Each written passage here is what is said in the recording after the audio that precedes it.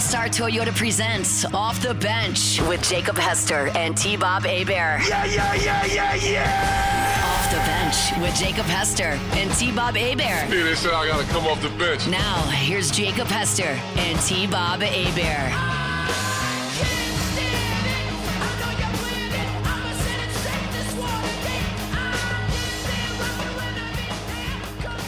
Welcome in a Wednesday edition of Off the Bench. Taylor Sharper with you, filling in for Jacob Hester and T-Bob Hebert.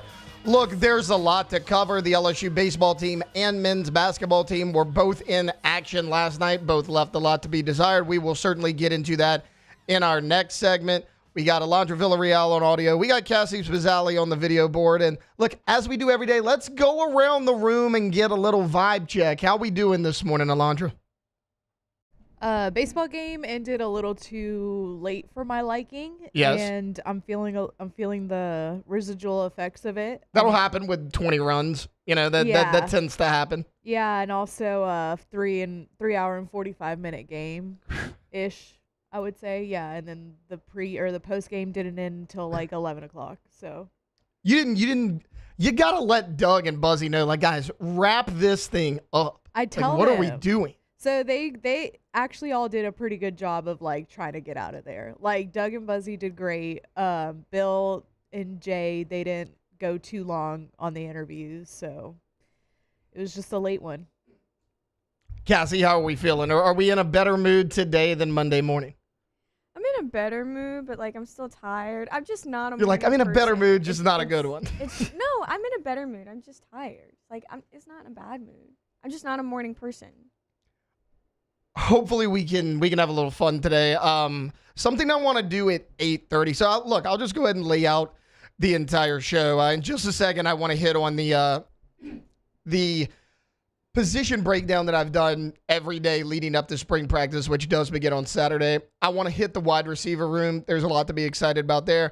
Obviously, we'll recap LSU baseball, LSU basketball. I want to look at the NFL Combine winners and losers. There's a lot of discussion on guys that maybe the Saints are even targeting, where they could fall in this draft now. And then in hour number 2, I want to do a Would You Rather Wednesday on 8:30. So this is something we used to do a long time ago on OTB.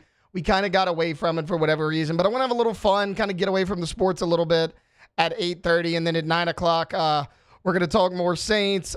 T. Higgins was franchise tagged by the Bengals. I'm going to tell you why they should not sign him to a long-term deal. And then, of course, we'll close things out with Ask the Bench. All right, right now, though, I do want to get into a little bit of LSU football. But before we do that, let's get the show started like we do every single day. It's time to get to work, courtesy of Tiger Labor and Staffing, where they can help take care of screening, training, payroll, and more. Now, for starters.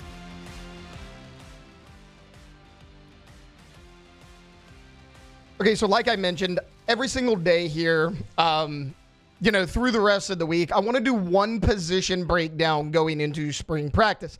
Today, I want to hit the wide receiver room because, guys, I think there is a lot to be excited about if you're looking at just deepest position groups on the field.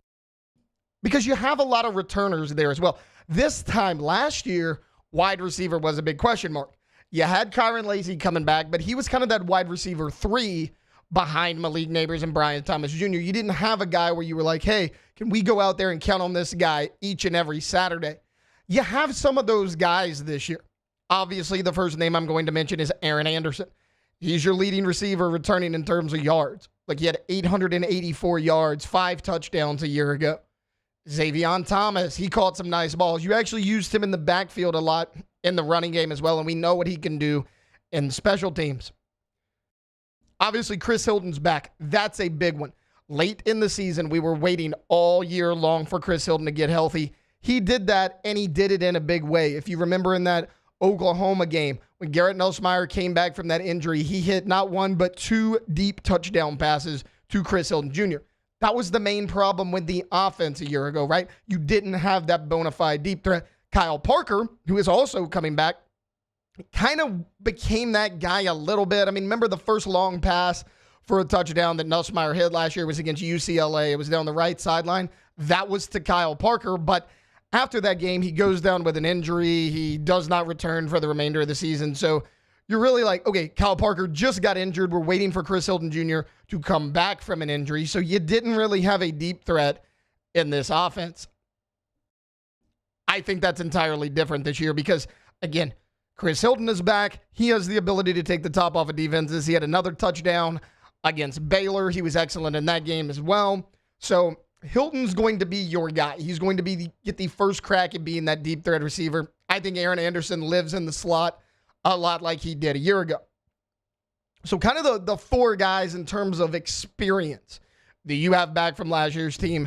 Aaron Anderson, Xavier Thomas, Chris Hilton are an obvious three. And then Kyle Parker showed a little bit of promise early in the year before he got hurt. If he can fully recover, that's another guy that can give you some production.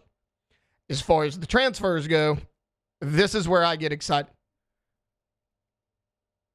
You have Nick Anderson coming in from the University of Oklahoma. Look, you have Bauer Sharp, his teammate, coming in as well. Nick Anderson didn't play. He didn't have a single catch last year. He played in one game, didn't have a catch, was injured, had to sit out the entire season. But going back to 2023, that's basically the only year he has played at Oklahoma. Because as a freshman in 2022, he played in 3 games. He didn't have a single catch. He carried the ball twice. That was his stat line for his freshman year. In 2023, with Dylan Gabriel as his quarterback, a guy that can stand back there that's known as a gunslinger, a lot like a Garrett Nussmeier, Nick Anderson showed out in a big way. He had 38 catches, 798 yards, and 10 touchdowns. For reference, that's 21 yards per reception. He's a guy that can beat you deep. He's a guy that can catch the ball across the middle because Nick Anderson is 6'5", 220 pounds. You don't have anybody else in your receiver room like a Nick Anderson. That is a guy that I am keeping an eye on. Look, whether it's spring practice, whether it's summer workouts, whether it's fall practice, Nick Anderson is a guy to keep an eye on. I think he could potentially have a big year. We talk about Trey'Dez Green all the time being such a matchup problem on the outside because he's 6'7", because he's 240 pounds. Look, you have a guy in Nick Anderson that had 21 yards per catch in 2023, double-digit touchdowns in an explosive Oklahoma offense, and you bring that guy in who's 6'5". He's physical, he's fast, he can catch the ball. We know he has a nose for the end zone. I love everything about Nick Anderson. I think he is waiting to be a breakout player on this offense. You also brought in Barian Brown from the University of Kentucky. I mentioned that you didn't really have a deep threat last year until Chris Hilton got healthy. You certainly got him this year because not only is Chris Hilton back and appears to be fully healthy, you have one of the fastest guys in the SEC joining your wide receiver room. Barian Brown has played 3 years of college football, so he's entering his last year of eligibility. As a freshman at Kentucky, 50 catches, 628 yards, 4 touchdowns. Basically the same thing in 2023. 539 yards, 43 catches, 4 touchdowns. Last year, 361, 3 touchdowns. So you get it. He's kind of that wide receiver 2, that wide receiver 3 mold at Kentucky. However, he was catching passes from Devin Leary and Brock Vandegrift. He was not catching passes from a Garrett Nussmeier. This offense is going to be a lot better in the passing game than any offense he played in Kentucky. Look, I'll give Mark Stoops credit for one thing.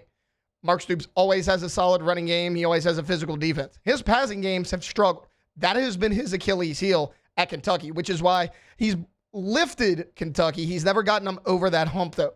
That program's kind of remained stagnant. A lot of the reason because he's never found that passing game. A guy like Barian Brown coming in with a quarterback that you know can make all the throws. He has the arm to do it in Garrett Nussmeier. He can make a huge impact in this offense. I just talked about Nick Anderson, 21 yards per catch. We saw what Chris Hilton can do. We saw the kind of connection him and Garrett Nussmeier had, which a lot of people don't talk about. Like the connection they had late in the year, it made it look like Nuss and Hilton had played an entire season together, but they really didn't. I mean, you go look, total number of snaps, it's probably 4 or 5 games total in terms of in-game live reps and what they have done together on the field. That's only going to improve. And then you stick in a Barian Brown.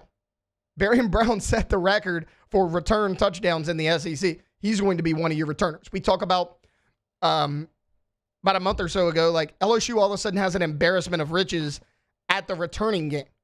Because for a while now, like you haven't found anybody that can be a returner. Basically what you wanted for the past 3 years was somebody that could just go up there, fair catch the ball, and not drop it. I mean, that's what you had.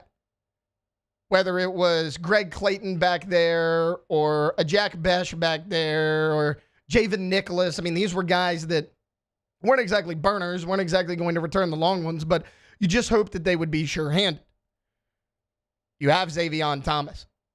Jelani Watkins has potential to do it. He redshirted last year. We'll get into him in a minute. And now you bring in Berrien Brown. Aaron Anderson had a return touchdown as well against Oklahoma. Like, all of a sudden, you go from having no returners to 3 or 4 guys that you feel pretty confident in. There's going to be guys battling for that position. That tells you a lot about the talent in this receiver room because most of those guys are receivers. Okay, so I mentioned the top returners. I mentioned the top transfers. Oh, also, Destin Hill coming in as a transfer as well. He's a Louisiana guy. He was at Florida State. Hasn't played a ton because he has been injured basically his entire career at Florida State. However, this was a guy who was a 4-star recruit coming out of high school. He's a guy that everybody wanted. He's 6'2". He's a guy that got a little bit of height on him as well. How much can he do? How healthy is he? We'll see, but we'll see if he can add something. That's another body who, well, he hasn't played a ton. He's still been in the college game for a number of years. The newcomers, I'm also very excited about. You have Philip Wright. You have Teron Francis. I love Teron Francis. He was one of my, I remember when we were sitting here on National Signing Day, T-Bob asked me, hey, pick a guy that not a lot of people are talking about that you think could be a breakout player. My answer was Teron Francis. This guy is over 6 feet tall. He's already 200 pounds. He had an incredible senior season. I mean, he had double-digit touchdowns. He had over 1,000 yards. He's the reason he rose so much in recruiting like he did was because of that senior year. I mean, he was a guy that was committed to LSU early, and then there was a lot of talk of, hey, can LSU actually hold on to this guy?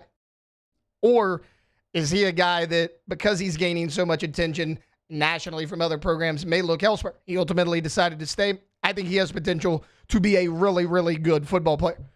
So you have Teron Francis, you have Philip Wright. Both of them have a chance to be good. Look, don't forget about Jelani Watkins. He's a little bit on the smaller side, which is part of the reason why he redshirted this year. I mean, there's rumors that he might be the fastest guy on the entire team. And that's saying a lot when you have Xavier Thomas and Caden Durham on that same team. Also, Kylan Billiot's a guy that redshirted a year ago. LSU fans were excited about him when he signed. Can he break out? Can he give you some quality depth? You have an embarrassment of riches here at the wide receiver position. This is a big reason why in all the preseason Heisman discussions, Garrett Nussmeier is sitting right there in the top 3 because you saw what he did his first year as a starting quarterback and how much more comfortable he got down the stretch. It was his first year with Joe Sloan. It was his first year starting in the SEC, and he had a lot of unproven weapons. This year, when you look at Garrett Nussmeier, he has the same offensive coordinator. He has an entire year starting under his belt, and he's probably got better weapons this year than he had a year ago, even with the loss of Mason Taylor. It's all going to depend on the offensive line. If Brad Davis could get that unit right, Garrett Nussmeier could have a really big season, in large part due to all the talent that you have in this wide receiver room. All right, look, we're going to take a quick timeout. When we get back, LSU baseball struggled a lot more than a lot of people thought they would, and then the basketball team just an atrocious performance on the hardwood. We'll break both those down here on the other side on Off the Bench. Off the Bench. BoudreauxElectrical.com, but also just type in whatever your search engine is. You can type in Boudreaux's Electrical, and you'll see the reviews that they get, right? 5 out of 5. There's no 4 stars. There's no 3 stars. There's no 2 stars, speaking of recruiting. It's only 5 stars. And we did this, I'd say 3 weeks ago, and it was like, I had like 49 reviews. It's over 70-something right now, just 3 weeks later, because you're hearing about Boudreaux's. They've been doing this for so long, and you know what you are going to get every single time. You're going to get a 5-star effort and a 5-star player every single time from Boudreaux's. So check those reviews out on Google. Also, go to their website, Boudreaux'Electrical.com. You can set up your appointment. You can see their contact information. It's right there in the bottom right corner of the website,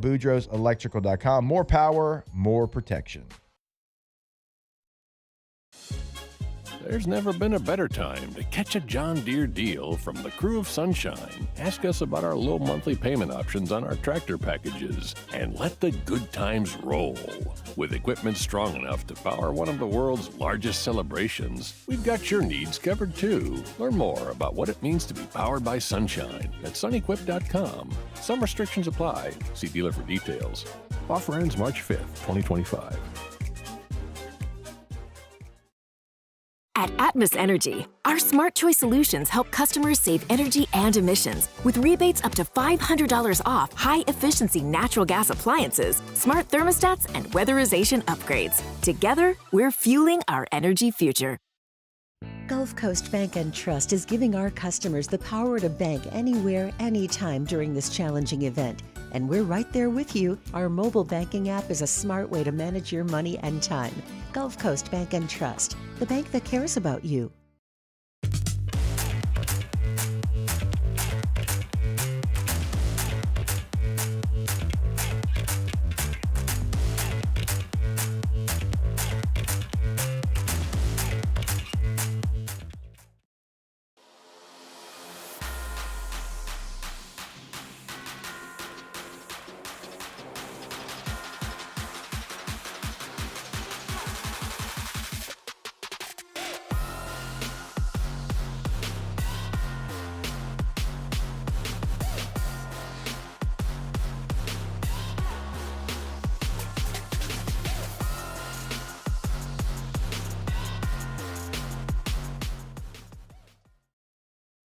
Jerry and Benny Payne began Central Plumbing Company out of their driveway in Tanglewood subdivision.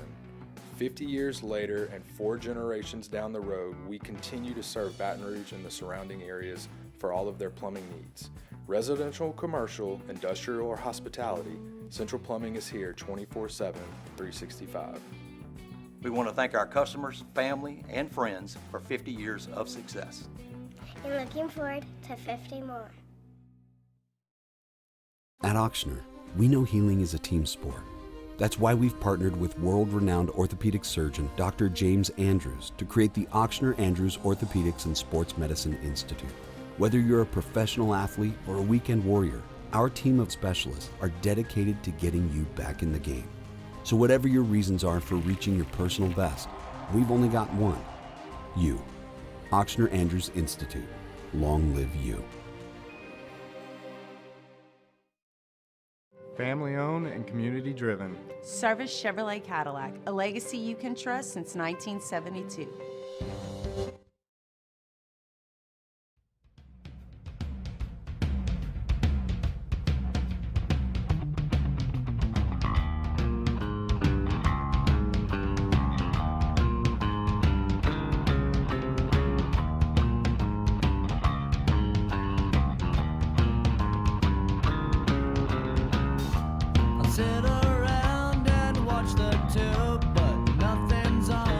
Welcome back to the best morning sports show around. Sorta. It's Off the Bench with Hester and T-Bob.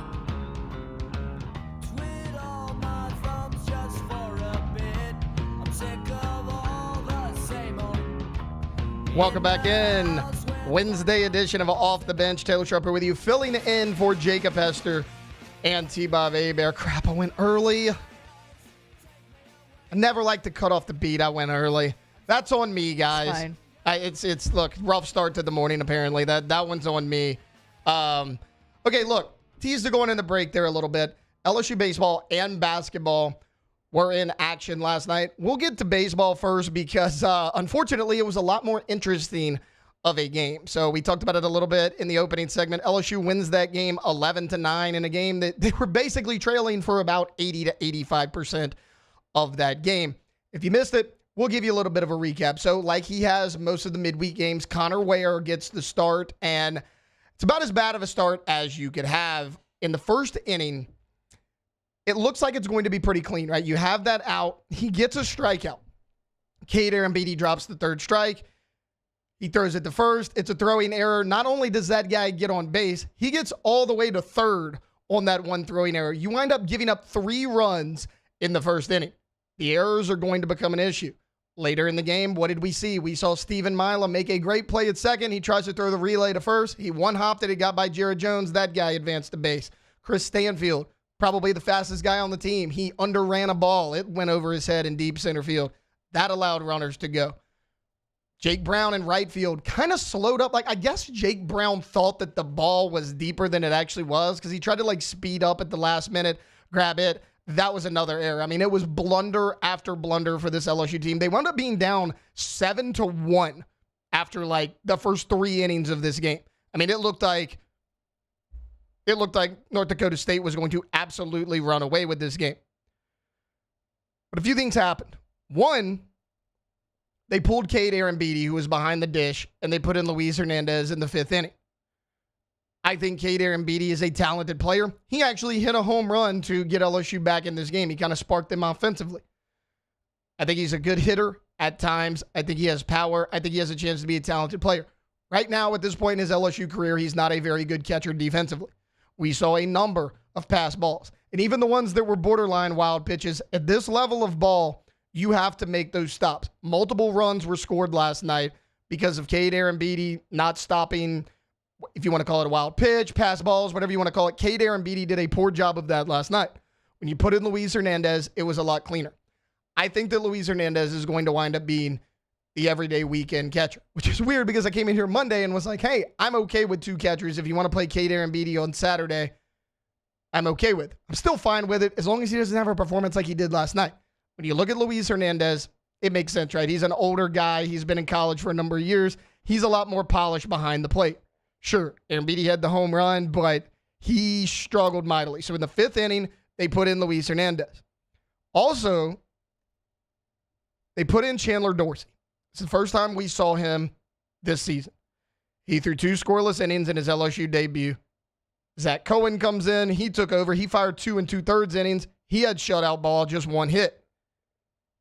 That's when LSU kind of started to settle down a little bit. Now, a couple more runs would be plated from North Dakota State, but LSU stepped up, and it was the usual suspects, right? Stephen Milam came up for the 2nd time in that game and delivered in a big spot. This was 2 innings after he had that double that found the center field grass to tie the game in the 6th. Milam comes up. He hits that ball down the right field line for a bases-loaded 2-run double. That gave LSU the final margin of 11-9. So, look, as far as standouts go, because we were just talking about all of the number of blunders in this game from veteran guys. Okay, I just mentioned it. Jared Jones, Stephen Milam, Chris Stanfield, Jake Brown. These are guys that you don't think are going to make these errors in a midweek game. Were they just not focused? I don't know. Here's the good news. They win a game in a game that they probably should not have won because they didn't play well enough to win. And they get to immediately flush it because they play the exact same team tonight in the box once again. If you have a good performance, you can completely flush this one. And also, Connor Ware had a really bad start. Yes, no question about it. But Connor Ware's been good in the midweek. This is kind of a one-off at this point. These were more mental mistakes by LSU than just going out there and being like, hey, maybe this team's not all we hyped them up to be. They had an off night, and they were still able to beat this team, which is good because this team was 1-9 coming into last night. I get it. Midweek games, you don't take a lot of stock in them. You got to beat North Dakota State teams. You have to beat teams that are this bad. Because what did we talk about? North Dakota State's pitching staff coming into the game last night had over an 11 ERA as a team. It wasn't like you were up there striking out and it was the defensive errors. It was the pitching. It was not stopping the pass balls. They didn't really have to do anything. You hit a number of batters. You walked a number of batters. That's becoming a troubling trend. We saw it a little bit in the weekend. If you can fix the errors and all the mistakes that you made, you're fine. You're still, I believe, one of the most talented teams in the country. As far as the standouts, Stephen Milam, I mentioned him. He came up with a number of big RBIs. He goes 2 for 4, 3 RBIs, and he got a walk. Daniel Dickinson is becoming the hitter that we expected him to be when he transferred in. Daniel Dickinson goes 3 for 4. He had a home run. He scored 3 runs. He had 2 RBIs. One of those hits was a drag bunt single, so he shows his versatility at the plate. Jared Jones, he goes 1 for 2. Derek Curiel at the top of the lineup. He only goes 1 for 3, but he got walked twice and he scored 2 runs. LSU pitching only allowed 6 hits, and only 2 went for extra bases. Again, it was the free passes that hurt you so much. Look at Chandler Dorsey. I mentioned he came in the 5th inning and kind of calmed things down. 2 innings, no hits, no runs, 1 walk, 1 K. 36 pitches, 22 of them were strikes. Loved what I saw from Chandler Dorsey. Very similar situation with Zach Cohen.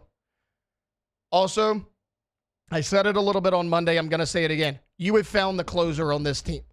Look, when Gavin Guidry gets healthy, when we finally start seeing him, Gavin Guidry is going to have a role on this team. I want Kason Evans with the ball in his hand late in close games. We have seen it 5 or 6 times already this year. When it's a 1-run or a 2-run game in the last few innings, time and time again, Jay Johnson has went to Kason Evans, the young freshman, and what has Kason Evans done? He has delivered time and time again. This is his 3rd save already on the year, and we're 11 games in. I think that Kason Evans is only going to get better. You have found a staple in the back end of your bullpen early in the season. Before I move on to basketball, Alondra, what was your overall takeaways from last night's game? I know you had to do the game, and okay, for those who don't know, before she gets into it, our girl Alondra was going through it last night. So in the studio at LSU, there are 2 separate rooms, but it's just glass separating it. And I look over and Alondra's standing up at times, and then she comes into, like, the studio, just walks through the door on my side and goes, you know, like, I think they got to take Cade Aaron Beatty out. He has too many pass balls. This was before the home run. He hits the home run. She's like, oh, yeah. Turns around. Then he lets another pass ball. She looks over at me. I don't care that he hit the home run. You got to get the guy. Really like, don't. Guys, I wish I would have had it on video. The range of emotions that I witnessed last night was equal parts hilarious, and I felt for our girl. What was your overall thoughts of this game? Well, first of all, I didn't know that you had, like, noticed that I was going through it yesterday. I noticed. That first inning was like, that's what it's like watching a game with me, by the way. It's not like I'm not calm. That's what it's like. Anyway, I know that, you know, there's all those errors in the first 4 innings, and it wasn't like the cleanest game that we had, but there are a lot of positives that come out of this because, like, we've said this so many times before, good teams find a way to win. Yep. And that's exactly what LSU did last night. I mean, like, I said this on Twitter last night, but I love seeing your 3-hole guy lay down a bunt, a perfect bunt at that, where you move the runner and you're safe at the same time. Like, you're doing exactly what the 3-hole is supposed to do. Maybe you're not, like, knocking it out the park, but you did exactly what you were supposed to do in that moment. And Jay Johnson talks a lot about, like, their thing this year is big team, little me. And this team is, like, really embodying that. They're not doing it for themselves. And I feel like last year we talked a lot about how, like, everybody's going out there to swing it.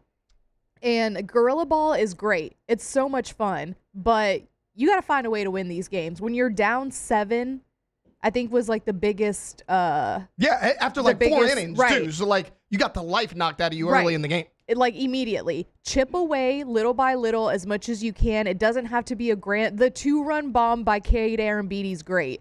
But it doesn't have to be that every single time.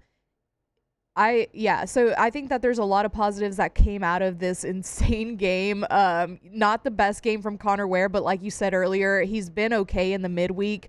And then you have Chandler Dorsey, who we haven't seen the entire season. And like Jay was asked about it, he was like, well, we just have a really good offense. And he was getting touched up in the fall and in, like, the preseason scrimmages. And they asked him, like, what do you think worked for Dorsey? And he was like, he wasn't facing Tigers. So Chandler Dorsey is a big plus. And like you said, Kason Evans just continues to impress. Kason Evans is your closer. I love Gavin Guidry. Kason Evans is your closer. Yeah, and he's a freshman. So 0 ERA, by the way, through however many games that he's pitched. I think he's played in 6? Yeah. 5, something like that? Wait, I had it yesterday. I think it might have been 8 innings pitched. So, yeah, but it just... Kason Evans continues to impress. And then Zach Cowan also, Jay says that if every single game they put him in, they win. And if the game's on the line, that's a really good middle relief. Remember we were talking about, like, beginning of the season, that was, like, a big question. Zach, he's a great middle relief, and he has been every single time you put him out there. So, crazy game. Not exactly how we thought it was going to go, but like I said, there are a lot of positives that come out of it. Yeah, and okay. And the SEC just had an insane night of baseball last night.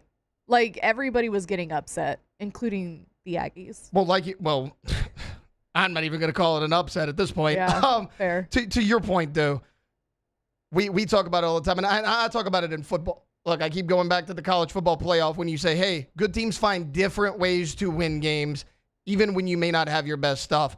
And that's what LSU did. I don't really care about the opponent.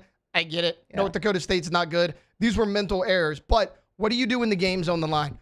Can you do it when the pressure's on? As far as 2 outs go, LSU last night, 6 2-out RBIs. North Dakota State, 1. I mean, again, your back is against the wall, but when it came time to step up, you did. And if you would have told me, hey, Chandler Dorsey came into this game and really settled things down for you, I'd have been like, oh, yeah, I forgot he was on the team. That's awesome. You got a perfect mix of young guys that you think you can now count on and the guys you know you can count on stepping up when needed. I know Jay Johnson loves to tinker with the lineup. I'm leaving 1 through 3 in that lineup the same all year long because, look, Daniel Dickinson, the power he's showing behind Jared Jones, not only protects him. When you look at the box score, though, you're going to say, well, your leadoff man went 1 for 3. Yeah, but he got walked twice and he scored 2 runs. He's finding different ways to get on base. Curiel at the top, I love Curiel, Jones, Dickinson, 1 through 3. I'm not touching that. He can mix and match the rest of the order all he wants. All right, look, we actually went a little long there, so we're going to take a break. When I come back, I'm going to do a quick recap of LSU basketball, and I do mean quick because there's not a ton to discuss there. And then we're going to get into combine winners over the weekend, the winners and the losers, and which one of them may be able to fall to the Saints. That's coming up here on Off the Bench. Off the Bench. There it is, the extra mile. On the border of expected and extraordinary for those willing to go further. Like vans customized for work or play. With safety and tech to keep you connected. Supported by a 5-star sales, service, and finance team. And backed by the 1-star you know. So go the extra mile. It's never crowded because so few have what it takes to go there. Mercedes-Benz Vans.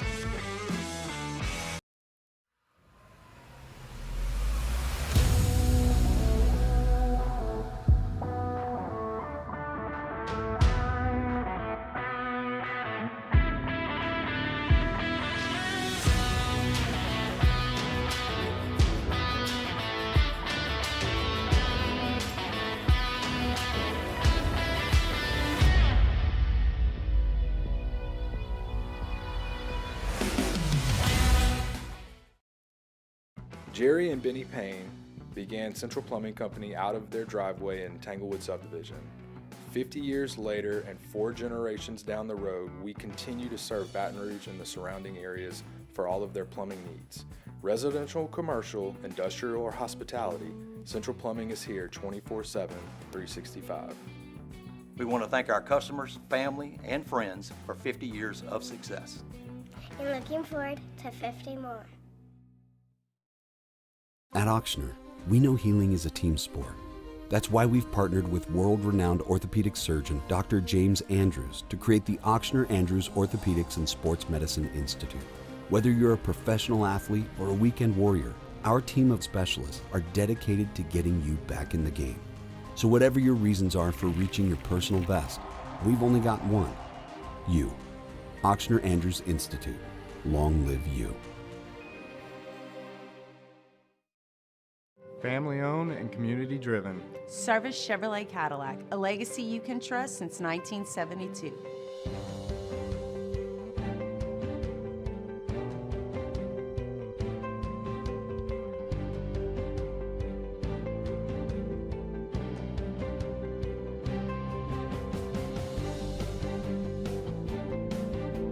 Service Chevrolet Cadillac, our family serving your family. For over 50 years.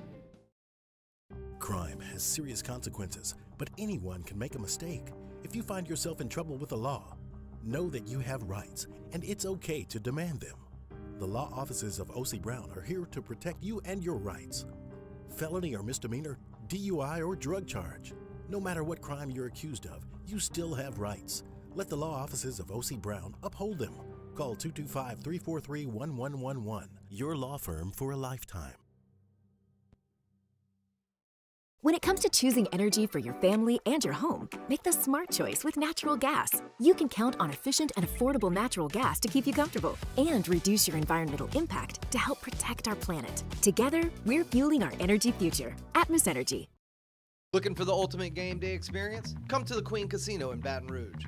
Wall-to-wall TVs mean you'll see every touchdown in HD. Place your bets and feel the thrill of every play with our DraftKings Sportsbook. The Queen Casino, where every moment is a win. Parish Construction and Roofing. This is Coach Kim Mulkey. Go to parishbuilt.com for all of your roofing needs. From your hometown, parishbuilt.com. When you can't rely on technology, you can rely.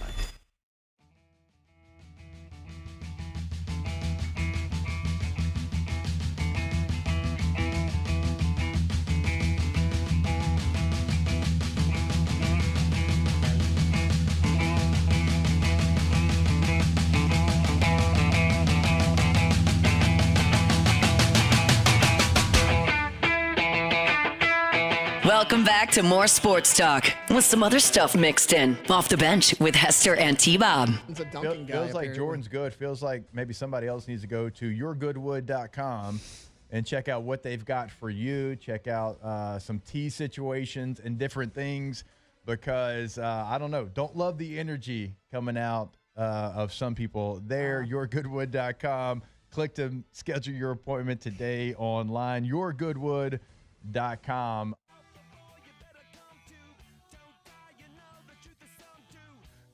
For those wondering, when Jake said, don't like the energy coming out of some people, I'm pretty sure that was right after the NFL story I brought up with Ian Rappaport and Jordan Schultz when Rappaport backed down. Okay. And it was major soft energy from Ian Rappaport. Also, thank you for this week pulling the Jacob Hester Goodwood live read and not T-Bob Hebert. I just don't feel like sitting here catching strays when he's gone and being like, are you limp like Taylor? Well, then get Goodwood. I'm like, T-Bob, I'm just sitting here, man. These live reads are, you just never know. Yeah, they're always like out of context, and it just is what it is. All right, welcome back into Off the Bench, Wednesday edition. Taylor Schroeder with you, sitting in for Jacob Hester and T-Bob Hebert. Okay, we were very LSU heavy in the first and second segments, broke down a little spring football, and recapped LSU's unusually thrilling victory, is what we'll call it, over the North Dakota State Bison. Right now, though, I want to look at the NFL Combine. There were a lot of winners and losers over the weekend, and some of them are tied to the New Orleans Saints. I'm going to kind of give you my three winners and how high I think their draft stock may have went. And then I'll give you one loser who I think his stock is going to plummet, unfortunately, because I do think he is a very good player. My first winner is Texas wide receiver, no, not Isaiah Bond, who said he was going to break the Combine record and didn't come close. I'm going with Matthew Golden. Look, he had the fastest 40-yard dash time among any wide receiver at the NFL Combine with a 4.28. Also, guys, this guy's college numbers speak for themselves. So when Matthew Golden burst onto the scene, so he was a Houston transfer. He played 2 years of football at Houston, and he was okay. I mean, he had about 950 yards and 13 touchdowns in 2 years at Houston. Not bad. When he came to Texas last year, everyone, myself included, thought, okay, Isaiah Bond's going to be the number one. Everybody else is going to fill in like that. And, beginning of the year, that's kind of what it looked like. Matthew Golden was catching these long balls, but everyone kind of said the same thing. Okay, Matthew Golden's going to be your deep threat. Nothing more than that. No, he's one of the best route runners in this draft. He became a complete wide receiver for Texas. If Matthew Golden was 6'2", I believe he'd be the first wide receiver taken in this class. It's not his fault that he's only 5'11". Look, here's what he did last year in 16 games. 58 receptions, 987 yards, and 9 touchdowns. That's 17 yards per catch. Again, I mentioned the deep ball, but it's what he does across the middle. He came up with some big-time clutch catches in big-time situations for Texas when they made that college football playoff run. I am very impressed. I continue to just come away more and more impressed with Matthew Golden. You've seen the draft boards. You've seen the mock drafts.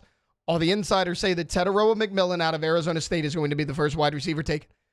I'm good with that. Tetaroa McMillan is 6'4", 215 pounds, He's got good speed, and he was super productive in college. I am good with that. But who will be the next receiver taken? A lot of people believe Luther Burden. Some people even say Matthew Golden. Now, look, Luther Burden, to his credit, he had a good combine as well. He didn't have quite the numbers his final year, but 2 years ago, you remember, he was an All-American at Missouri. That was when they had Brady Cook, him. I mean, that was the entire, when they got 10 wins under Eli Drinkwitz for the first time. He took a little bit of a step back this year, but something about Matthew Golden, he is such a smooth athlete. I actually think Matthew Golden should be the second wide receiver taken. I think he has played his way into a first-round pick based on his performance at Texas, the catches he made in big moments, and his excellent performance at the NFL Combine. My next winner is going to be Bashul Tutin, the running back for Virginia Tech. If you don't know that name, that's fine. If you remember coming into the season, Virginia Tech had a lot of hype around them. A lot of people said, hey, could this be the year that Virginia Tech challenges for the ACC championship? I know I was on that train. I know Jake was kind of on that train as well. It didn't work out for whatever reason. Kyron Drones was not quite as efficient as everyone hoped he would be, taking that jump as a year one starter to year two. But Bashul Tutin, I mean, he led all running backs in the 40-yard dash, a 4.32. He was first among running backs in vertical jump with 40.5 inches. He was tied for second in broad jump. He ran a 4.41 in the 20-yard shuttle. You get it. He was basically first or second across the board in everything at the combine. I'm one of those people that's not super worried about what your combine performance is unless it's really bad. I just don't think a combine is going to make or break you. However, if you go look at what he did at Virginia Tech this year, when again, I mentioned Kyron Drones was not as dominant as you thought he was going to be. Bashul Tutin was their offense pretty much by himself at times. Because in 2023, that was his junior year, he had 863 yards rushing, 5 yards per carry, 10 touchdowns. Not bad. Solid numbers. He blew that out of the water this year. Almost 1,200 yards, 6.3 yards per carry, and 15 touchdowns behind a Virginia Tech offensive line that wasn't necessarily bad, but it wasn't anything to write home about. I mean, Braylon Moore, who is going to suit up for the Tigers this fall, he was a really good player. But outside of that, I mean, they didn't have any standout guys. He could also catch the ball. 320 career receiving yards, 4 receiving touchdowns. He's got the size as well. He's over 210 pounds. He stands about 6 feet tall. Everything you want in a running back is this guy. Now, I'm not saying draft Tutin in round one, take a leap. But when you look at the kind of second group of running backs, because that first group's always going to be the same. It's going to be Ashton Genty, Amarian Hampton looks like he may sneak into the first round. But outside of those two guys, who's going to be that next guy up? Ollie Gordon continues to fall down boards. RJ Harvey's had an excellent combine. He was super productive. He's a little on the light side. Who's RB3 in this class? Can it be Bashul Tutin? I don't see why not. I think he was one of the big winners this weekend at the NFL Combine.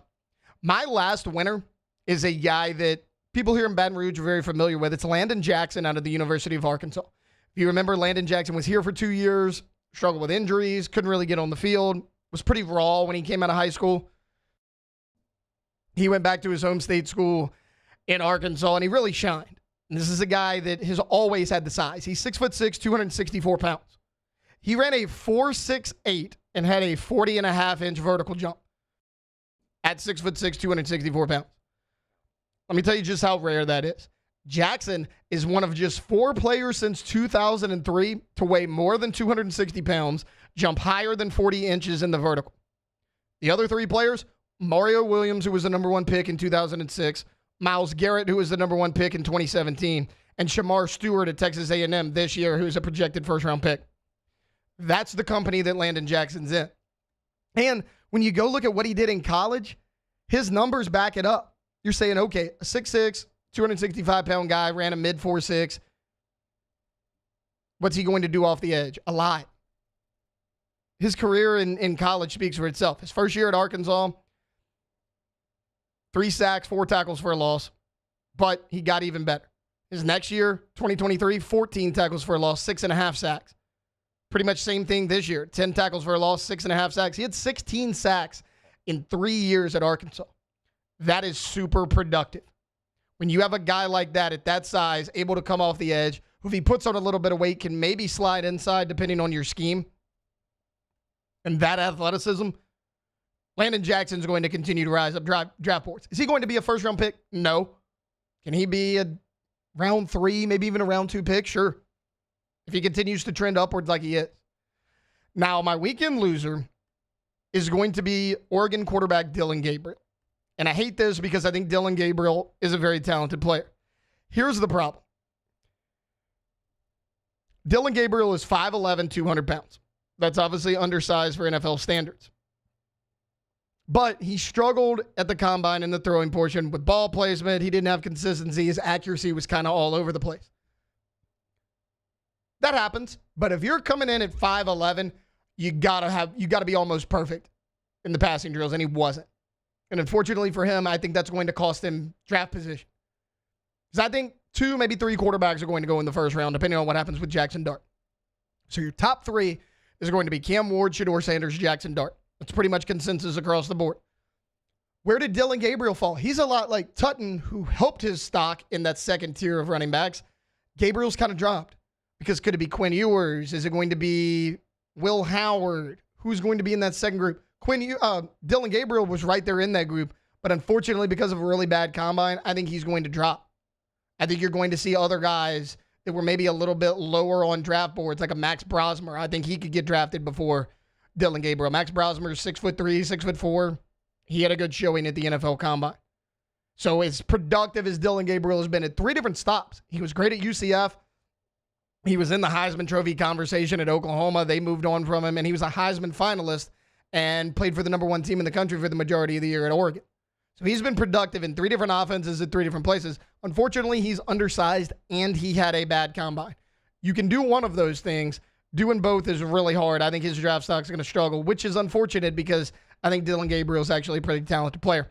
All right, look, we're going to take a quick timeout. When we get back, guys, it keeps getting worse for the Dallas Mavericks. Got a little bit of an update. Maybe we'll get into some LSU basketball as well. That's coming up on the other side here on Off the Bench. Off the Bench. At Bayou Automotive, we believe in a sales process that puts you first. We want you to experience an easy purchase with clear pricing and great service. Let Bayou Ford and Bayou Chrysler Dodge Jeep Ram be your trusted partners in finding your perfect vehicle. The crew at Bayou Automotive is going to do right by you. At Auctioner, we know healing is a team sport.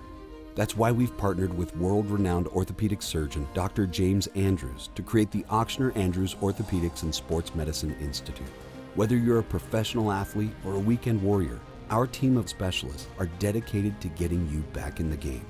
So whatever your reasons are for reaching your personal best, we've only got one. You. Auctioner Andrews Institute. Long live you.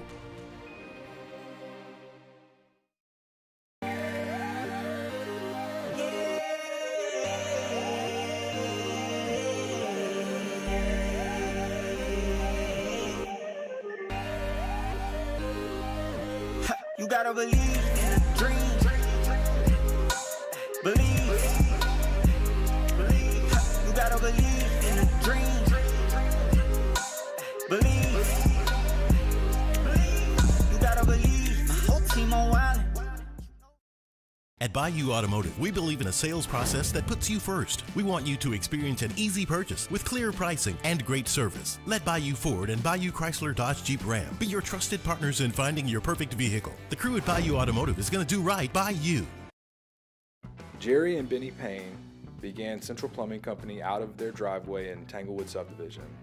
50 years later and 4 generations down the road, we continue to serve Baton Rouge and the surrounding areas for all of their plumbing needs. Residential, commercial, industrial, or hospitality, Central Plumbing is here 24/7, 365. We want to thank our customers, family, and friends for 50 years of success. And looking forward to 50 more.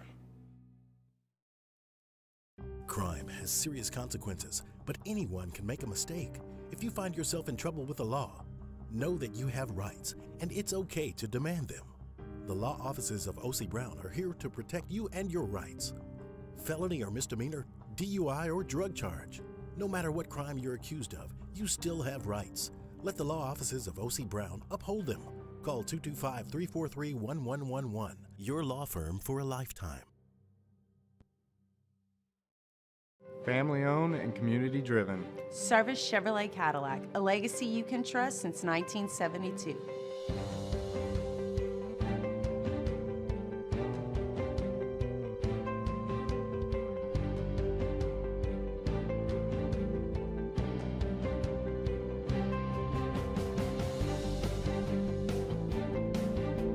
Service Chevrolet Cadillac, our family serving your family. For over 50 years.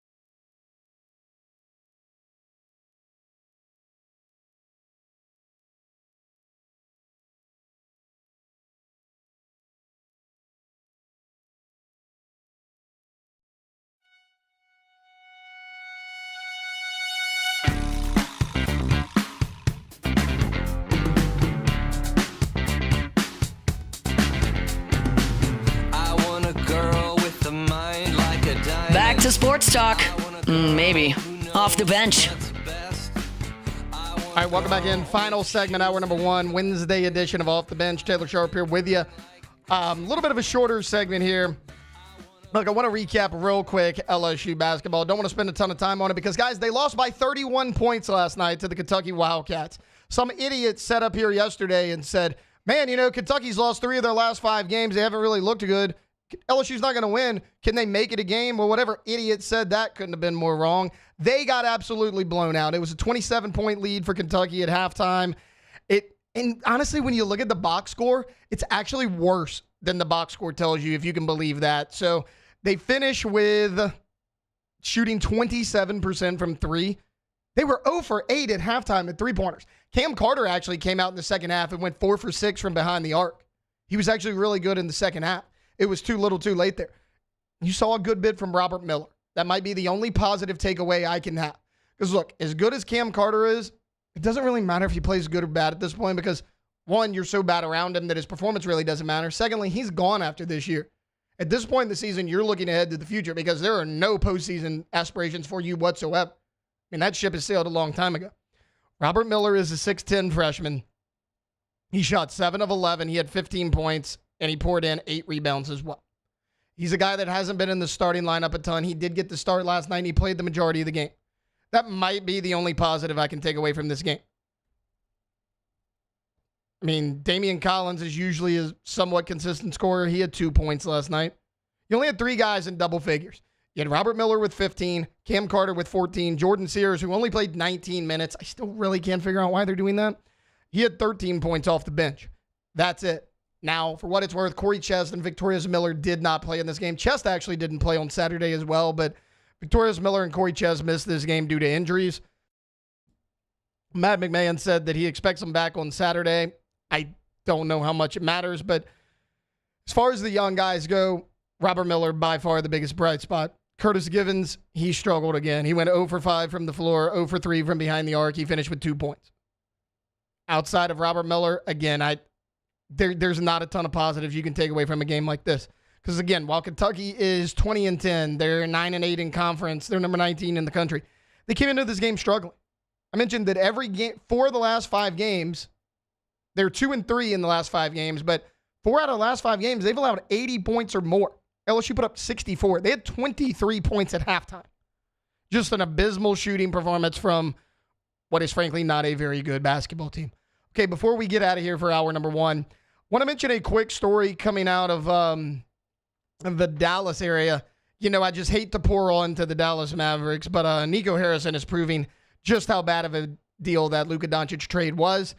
Look, we talked about it. Anthony Davis, 26 points in the first half of the first game he's played. Yeah, he's been out ever since. Derek Lively's been on the bench. They might shut down Daniel Gafford for the rest of the season. He's one of the best young centers in the NBA. Jordan talked about it a little bit yesterday, saying, hey, Kyrie's hurt right now. We don't know the extent of the injury. Well, we do now. Yesterday afternoon, it was announced that Kyrie Irving has torn his ACL. He is out for the remainder of the season. This is one of those trades that people knew was going to be bad as soon as it was made. I think we may have all underestimated just how bad it is. No Anthony Davis, no Daniel Gafford, no Kyrie Irving, no Derek Lively, no Luka Doncic. Here's what you have on your team right now. You have an aging Klay Thompson who's in and out of the lineup. You got a PJ Washington who's in and out of the lineup. He hadn't played in a while. You got Max Christie, who's actually been pretty good, who you got in that Lakers trade. And that's about it. That's about all you got if you're the Dallas Mavericks. I saw a funny thing last night on TikTok. It was a guy waking up from a coma, and he was a Mavericks fan. He's like, hey, tell me the Mavericks are doing good. And the guy goes, well, Derek Lively and Daniel Gafford are both out. Kyrie Irving just tore his ACL. We traded Luka Doncic for Anthony Davis, and Anthony Davis has only played one game, and he might be done for the year as well. And the guy goes, can I just go back into a coma? Look, I like to make fun of fan bases. You got to feel for those guys. All right, look, coming up in hour number 2, we're going to do a little bit of New Orleans Saints talk. Also, LSU football's projected win total came out last week. It actually went down after the transfer portal. We'll talk about that as well. That's all coming up here on Off the Bench. Off the Bench.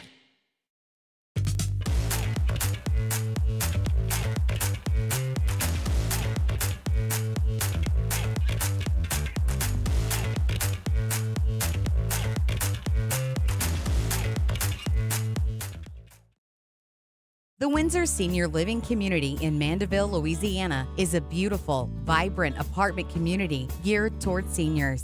They are nestled right in the heart of Mandeville, where seniors live a more carefree lifestyle in spacious apartments with the peace of mind that comes from having a little extra help. Call the Windsor at 985-624-8040 to schedule a lunch and tour. Come see how the Windsor can be your passport to peace of mind. Jerry and Benny Payne began Central Plumbing Company out of their driveway in Tanglewood subdivision. 50 years later and 4 generations down the road, we continue to serve Baton Rouge and the surrounding areas for all of their plumbing needs. Residential, commercial, industrial, or hospitality, Central Plumbing is here 24/7, 365. We want to thank our customers, family, and friends for 50 years of success. And looking forward to 50 more. At Auctioner, we know healing is a team sport.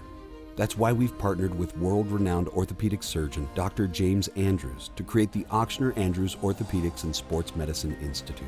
Whether you're a professional athlete or a weekend warrior, our team of specialists are dedicated to getting you back in the game. So whatever your reasons are for reaching your personal best, we've only got one: you. Auctioner Andrews Institute. Long live you.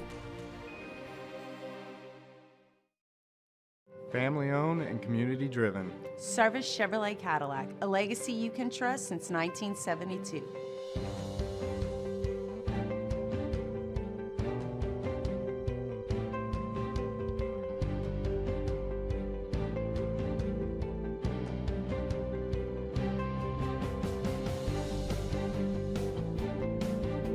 Service Chevrolet Cadillac, our family serving your family. For over 50 years.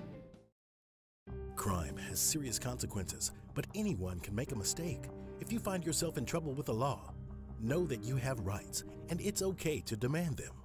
The law offices of O.C. Brown are here to protect you and your rights. Felony or misdemeanor, DUI or drug charge.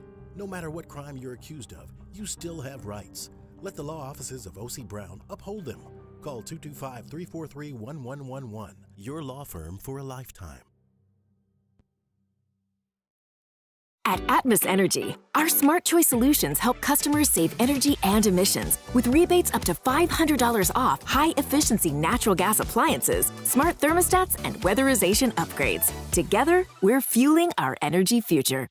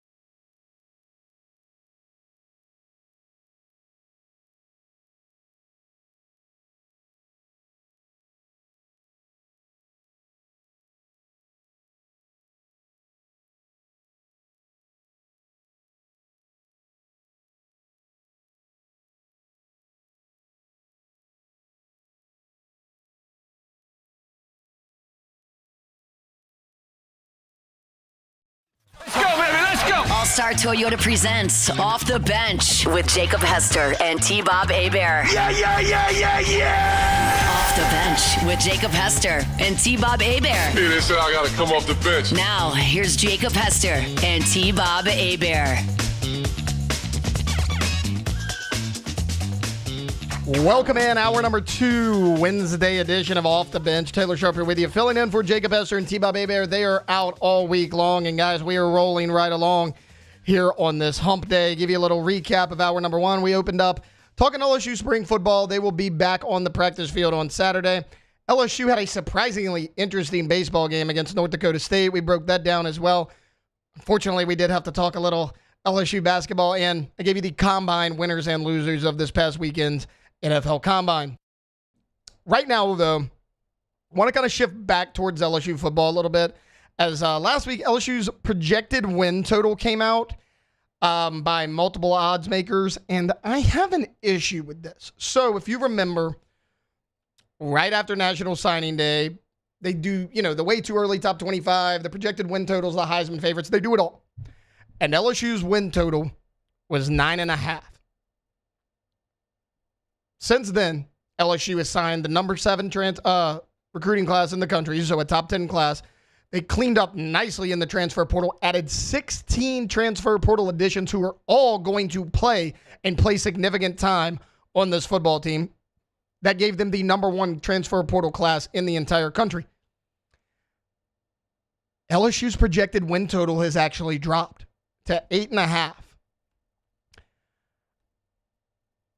Why would the win total go down after the portal? That's my biggest question. Look, they had the top transfer portal class. They got better at a lot of positions of need.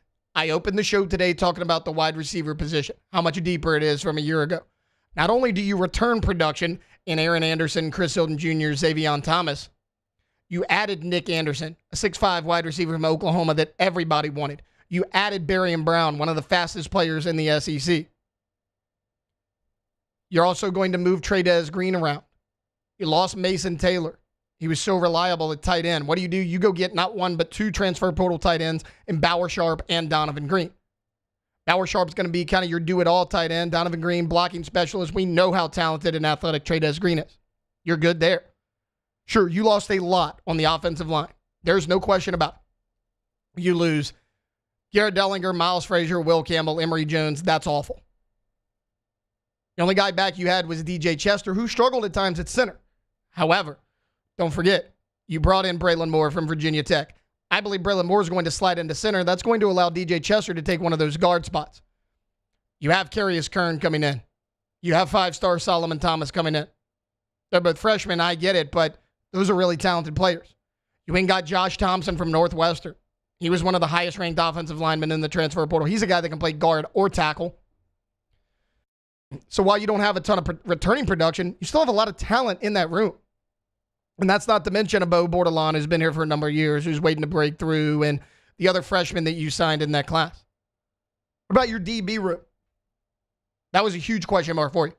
All you did was sign the number 1 corner in high school football in DJ Pickett, who's an early enrollee, who's going to make an immediate impact in all likelihood. You went and got Jakeem Jackson, who was a multi-year starter in the SEC. You went and got Mansour Delane. He was all ACC. At safety, you went and got Tamarcus Cooley. He had a really nice career at NC State. Now, I think that might be your weakest position, but if Deshaun Spears can take that next step, if Javian Toviano can find a home at safety, you might be okay there as well. You're moving Harold Perkins out to star. Everyone's been begging you to do that for 2 years now. You're finally doing that.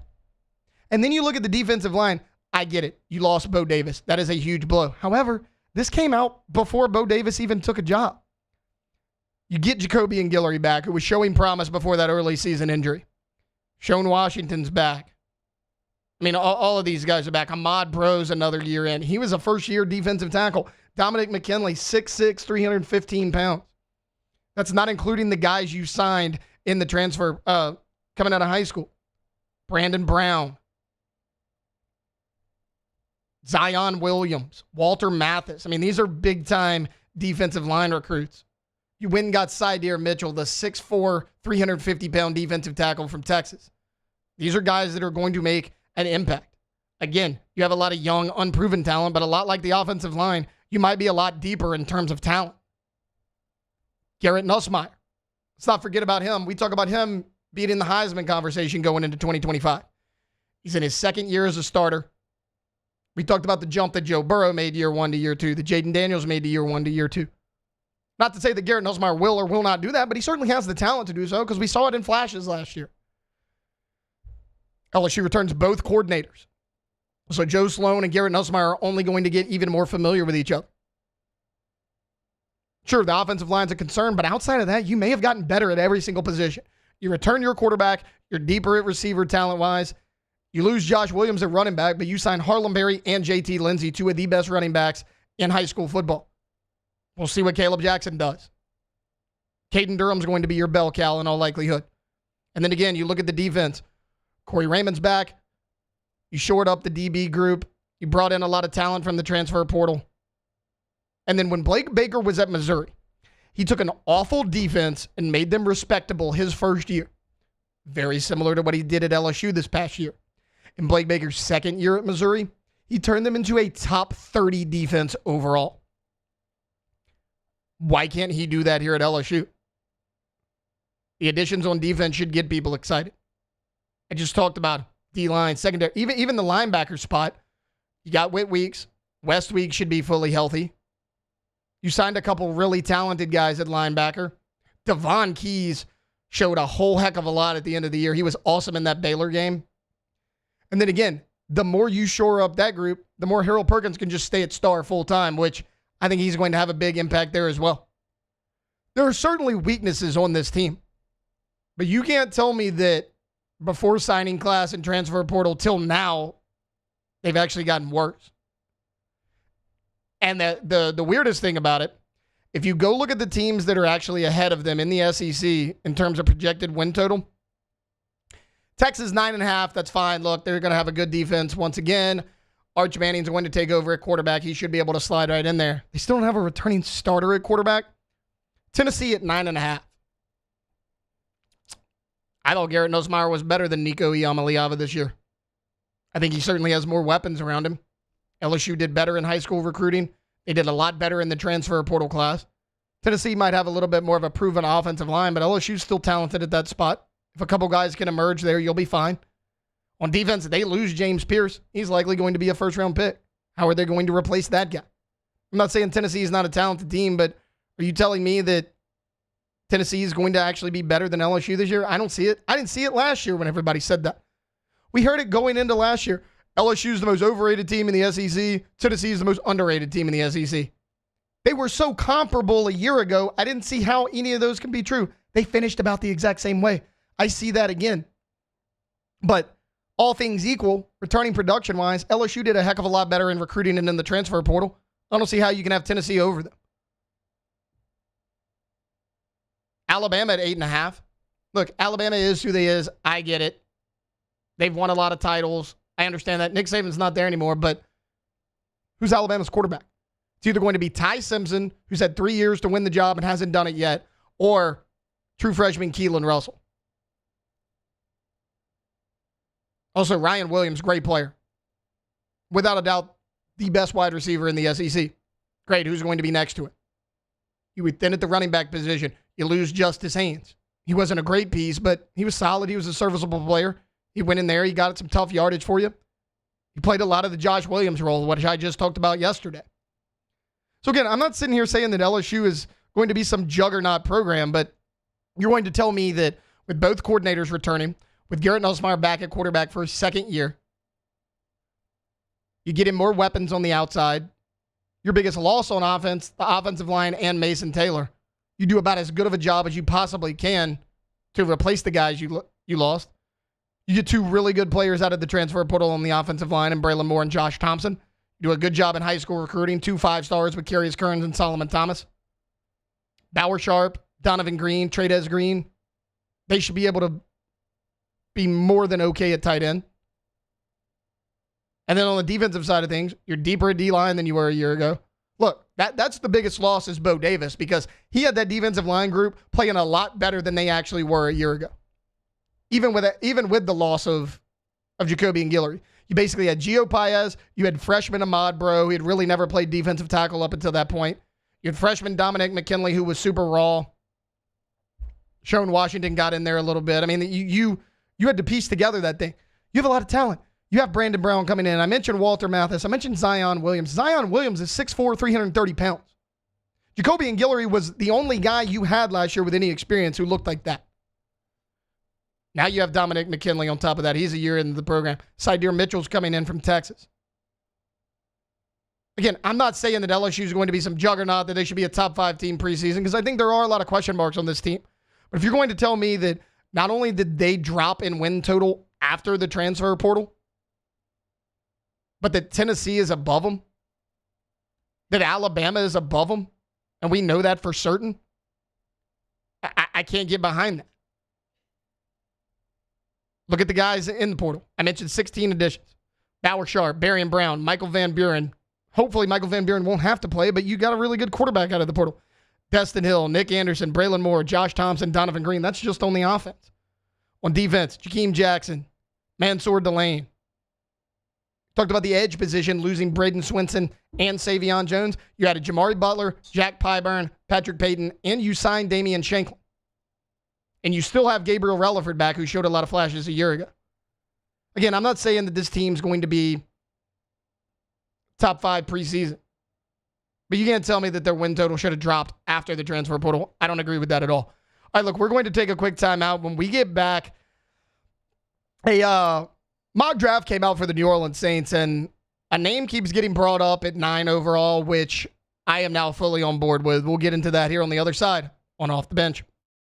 Off the Bench. GetGordon.com. GetGordon.com is the website, and we tell you every single day, as soon as you go to the homepage, it's going to pull up. You can have a chat with them right there on the main page of the website. So any question, concern that you might have, remember, you can get a consultation set up right there on the homepage of that website. You can find cases they can handle for you in the courtroom, past client results, all right there on the homepage of the website. What are they doing in the community? Well, always something throughout the state of Louisiana. At Get Gordon is always going to be the handle on all major social media, so you can check that out as well. Because like we said, I mean, they're always doing something throughout the state. Speaking of throughout the state, if you want to pick up the phone and give them a call, it is your area code from Shreveport to Ruston, from Ruston to Lafayette, Lafayette to Baton Rouge, New Orleans, like wherever you're at, put your area code followed by 888-8888. Get Gordon and get it done.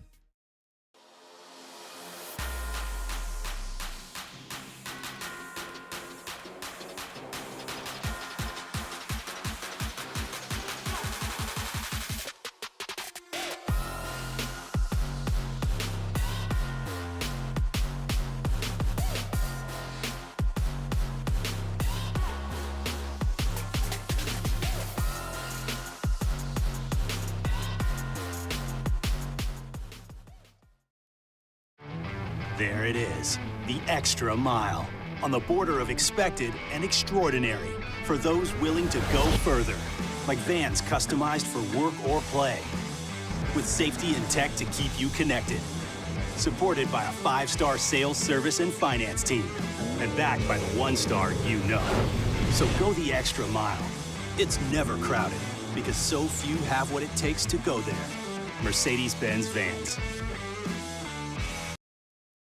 Jerry and Benny Payne began Central Plumbing Company out of their driveway in Tanglewood Subdivision.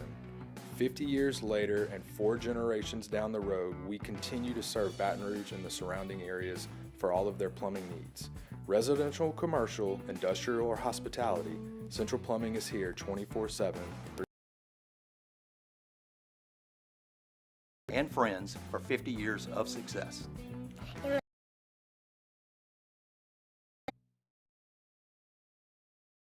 Is a team sport. That's create the Ochsner Andrews Orthopedics and Sports Medicine Institute. Whether you're a professional athlete or a weekend warrior, our team of specialists are dedicated to getting you back in the game. So whatever your reasons are for reaching your personal best, we've only got one. You. Ochsner Andrews Institute. Long live you. Family owned and community driven. Service Chevrolet Cadillac, a legacy you can trust since 1972.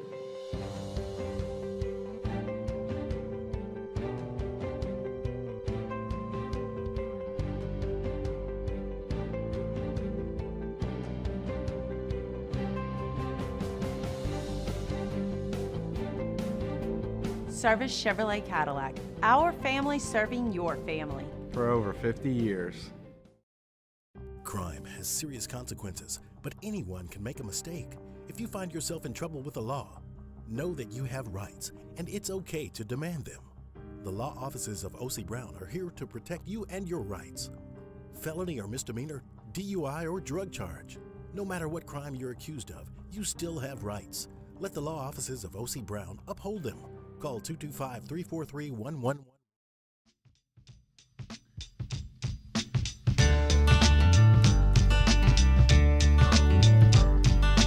Early in the morning, rising to the street. Light me up that cigarette and I'll strap shoes on. Welcome in to the best morning sports-ish show around. Off the Bench with Hester and T-Bob. Got to find a reason why my money's all gone. Welcome back in. Wednesday edition of Off the Bench. Taylor Sharper with you, filling in for Jacob, Hester, and T-Bob. Hebert, they're out all week long. They will be back on Monday. Haven't had any troll texts from T-Bob this morning. A little upset about it. Heard from our guy a little bit yesterday. Quiet morning for our guy T-Bob Hebert. I bet he had a late night out there in Disney partying a little too hard with Mickey.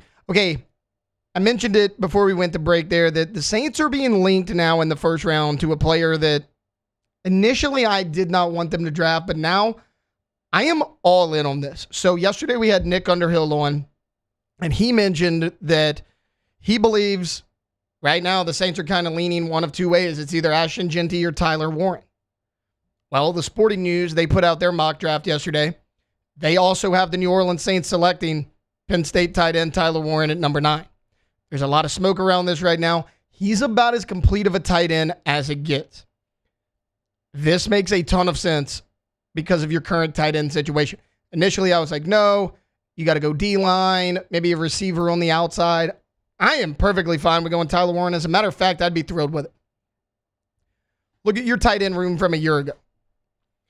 Juwan Johnson is set to become a free agent. Do you really want to re-sign him? I don't know. I mean, if the price is right, but you're in cap hell. You can't really pay anybody all that much. Foster Moreau is entering the final year of his deal. And look, both of these guys, they've been good players. They haven't been great. I mean, they've been, solid NFL tight ends, but how much are you willing to spend or overspend to keep either of those guys? I love Foster Moreau. He's an LSU guy, but I mean, look, he's not a top-tier NFL tight end, and that's perfectly fine. But you have the ability to get one in the upcoming NFL draft. Look, if you look at each of them's numbers, what they did this past season. Juwan Johnson, 50 catches, 548 yards, 3 touchdowns. Good season. Foster Moreau, similar. 32 catches, 413 yards, 5 touchdowns. Another solid season. Together, they make a really solid tight end.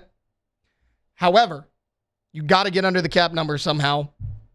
If you let Juwan Johnson walk, even if you let Foster Moreau play out the final year of his deal, which I'm not sure you do, he could become a cap casualty because you've got to get under that number. Let's say you do cut Foster Moreau. So let's say you don't re-sign Juwan Johnson and you release Foster Moreau to get under the cap. All you're left with now is Taysom Hill, who is really not a pure tight end. I mean, Taysom Hill can make things happen for you really regardless of where he's at on the football field, but he's not that pure traditional tight end really in any sense of the word. Enter Tyler Warren. Tyler Warren is 6'6", 250 pounds.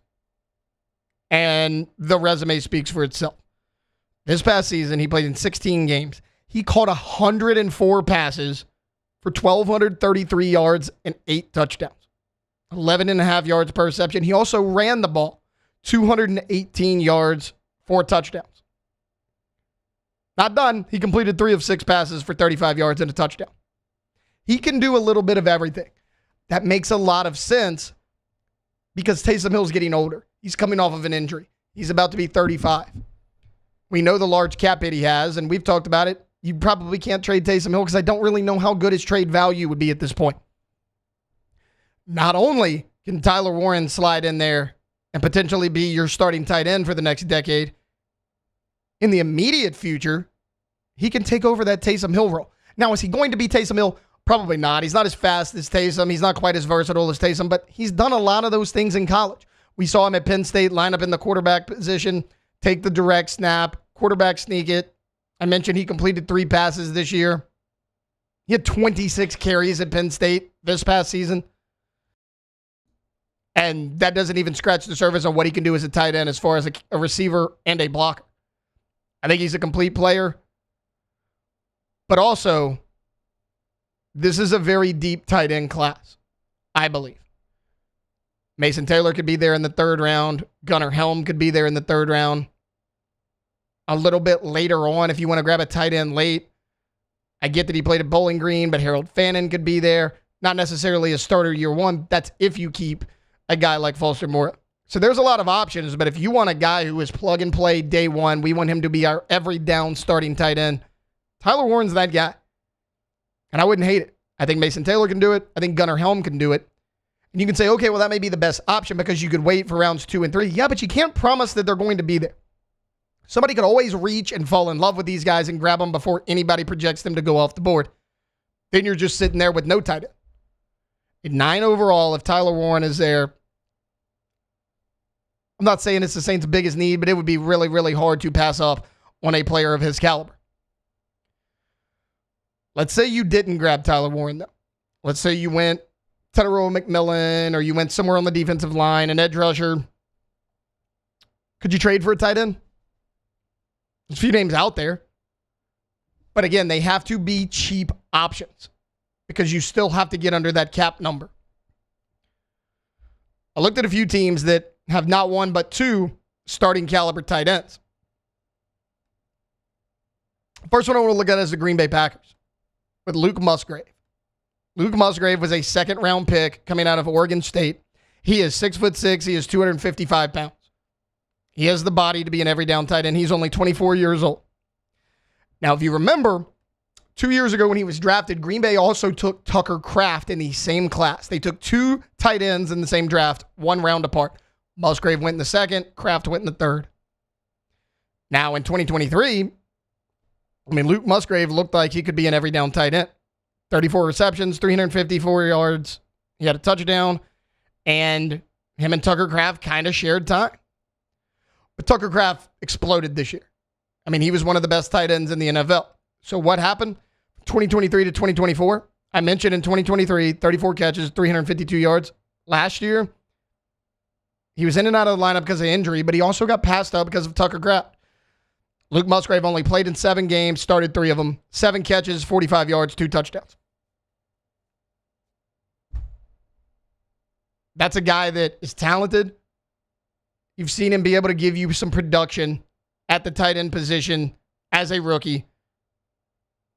He's also on a 2nd round rookie contract, which does one thing. It makes him affordable.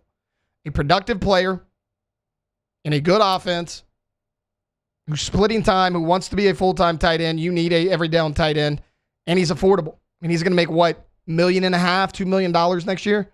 And he's got 2 years left on his rookie deal, so you can get him for 2 years at that price, at about $1.5 million, $2 million. The other guy I want to look at is Michael Mayer for the Raiders. You guys remember Michael Mayer. He was the last Brian Kelly tight end at Notre Dame. 6'4", 265 pounds. There was rumors that he was going to be the first tight end off the board in 2023. Now, he wasn't. He fell to the 2nd round. Dalton Kincaid was drafted by the Buffalo Bills in round 1. He falls to round 2. He was an early round 2 pick. As a rookie, pretty solid numbers. 27 catches, 304 yards, 2 touchdowns. But then a man by the name of Brock Bowers shows up in 2024. One of the best tight end prospects, if not the best tight end prospect we have ever seen. Luke Musgrave falls out of favor a little bit. He only played in 8 games. He played in 11 games. He had 8 starts. 21 catches, 156 yards. Very similar to Luke Musgrave. A talented player who was a high draft pick, who had a lot of hype around him coming out of college. who just kind of fell out of favor for whatever reason to the other tight end. Tucker Kraft passed him up, and Brock Bowers is Brock Bowers. He's a unicorn. I mean, he literally had the best rookie tight end season we have ever seen. He set the record for rookie tight ends for receptions in a season. Brock Bowers is incredible. Brock Bowers is the type of tight end that every NFL team wants. That doesn't make Michael Mayer any less of a player.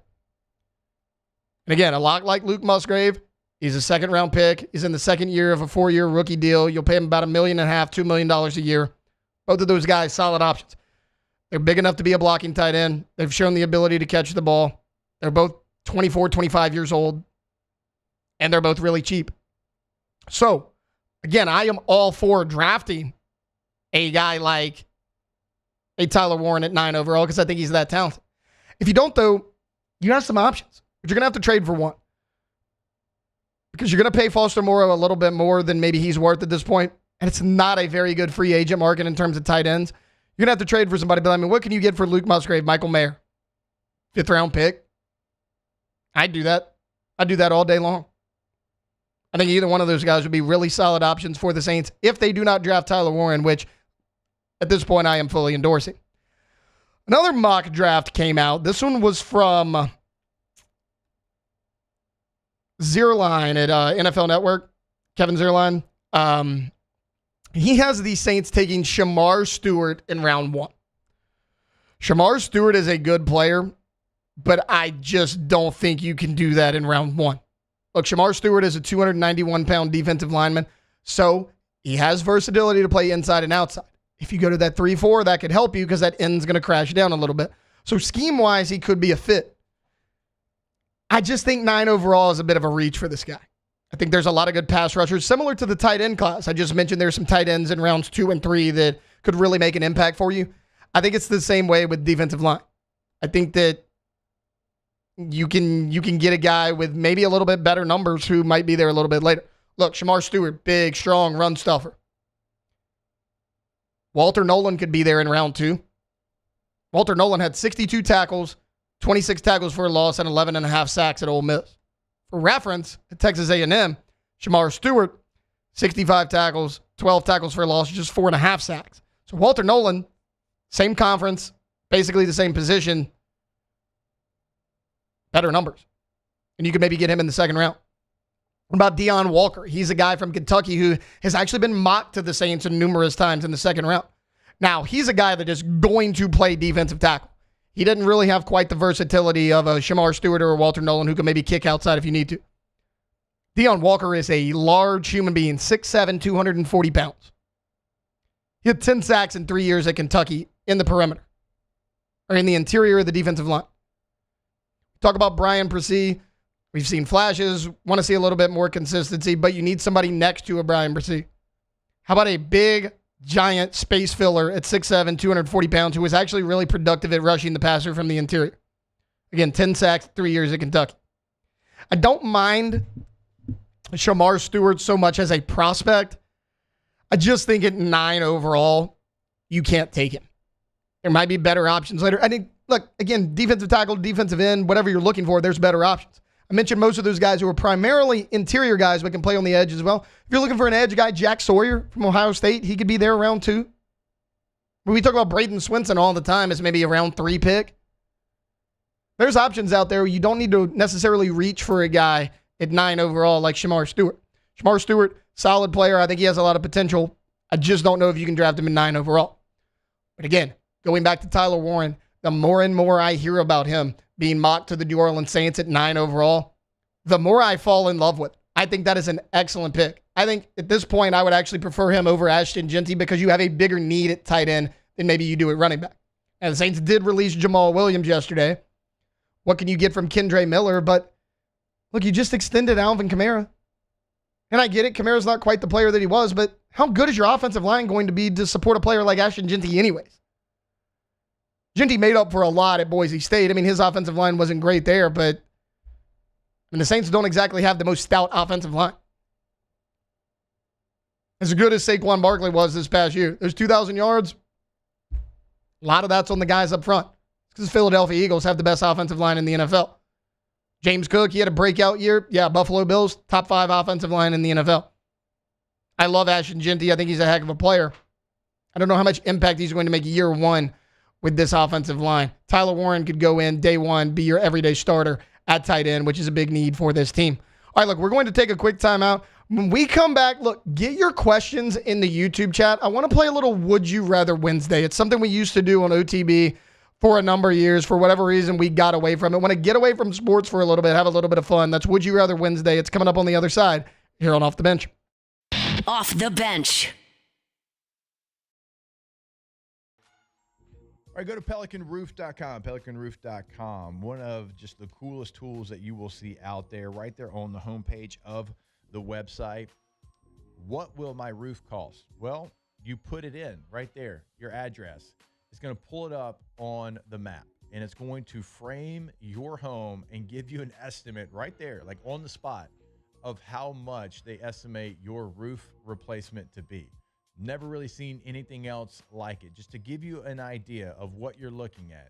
And then, right, after you get that and you get that number and you kind of get that information, then you can get in contact with them. Again, pelicanroof.com is the website. In the very top right corner of the website, locations, contact information of how to have them out to your home. And remember, they've got an office in Lafayette. They've got an office in Baton Rouge. You're not driving back and forth. They are there in those local communities.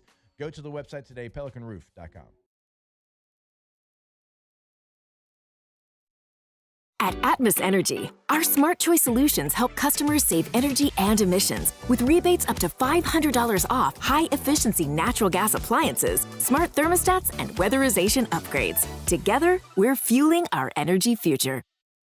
At Bayou Automotive, we believe in a sales process that puts you first. We want you to experience an easy purchase with clear pricing and great service. Let Bayou Ford and Bayou Chrysler Dodge Jeep Ram be your trusted partners in finding your perfect vehicle. The crew at Bayou Automotive is going to do right by you.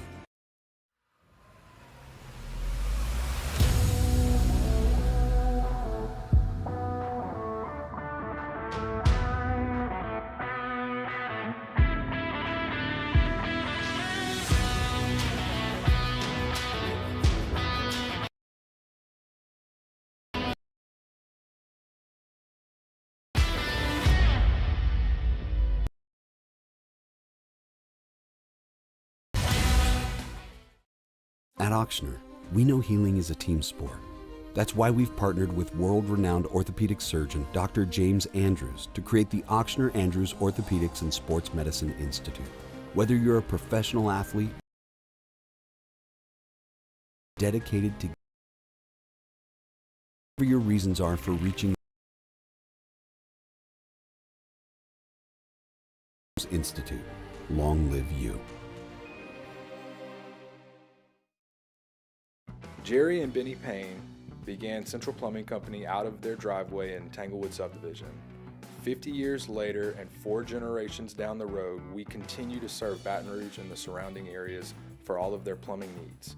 Residential, commercial, industrial, or hospitality, Central Plumbing is here 24/7, 365.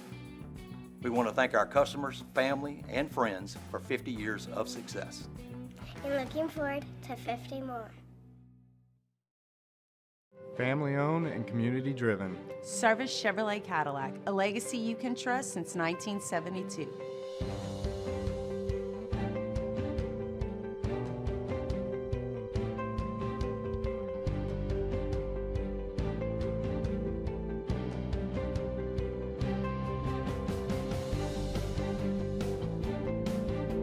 Service Chevrolet Cadillac, our family serving your family. For over 50 years. Crime has serious consequences, but anyone can make a mistake. If you find yourself in trouble with the law, know that you have rights, and it's okay to demand them. The law offices of O.C. Brown are here to protect you and your rights. Felony or misdemeanor, DUI or drug charge.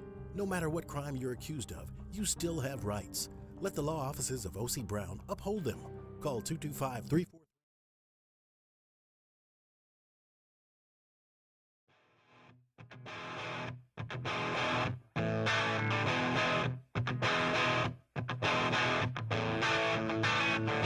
Make up your mind. Decide to walk with me around late tonight. Welcome back to the best morning sports show around. Sorta. It's Off the Bench with Hester and T-Bob.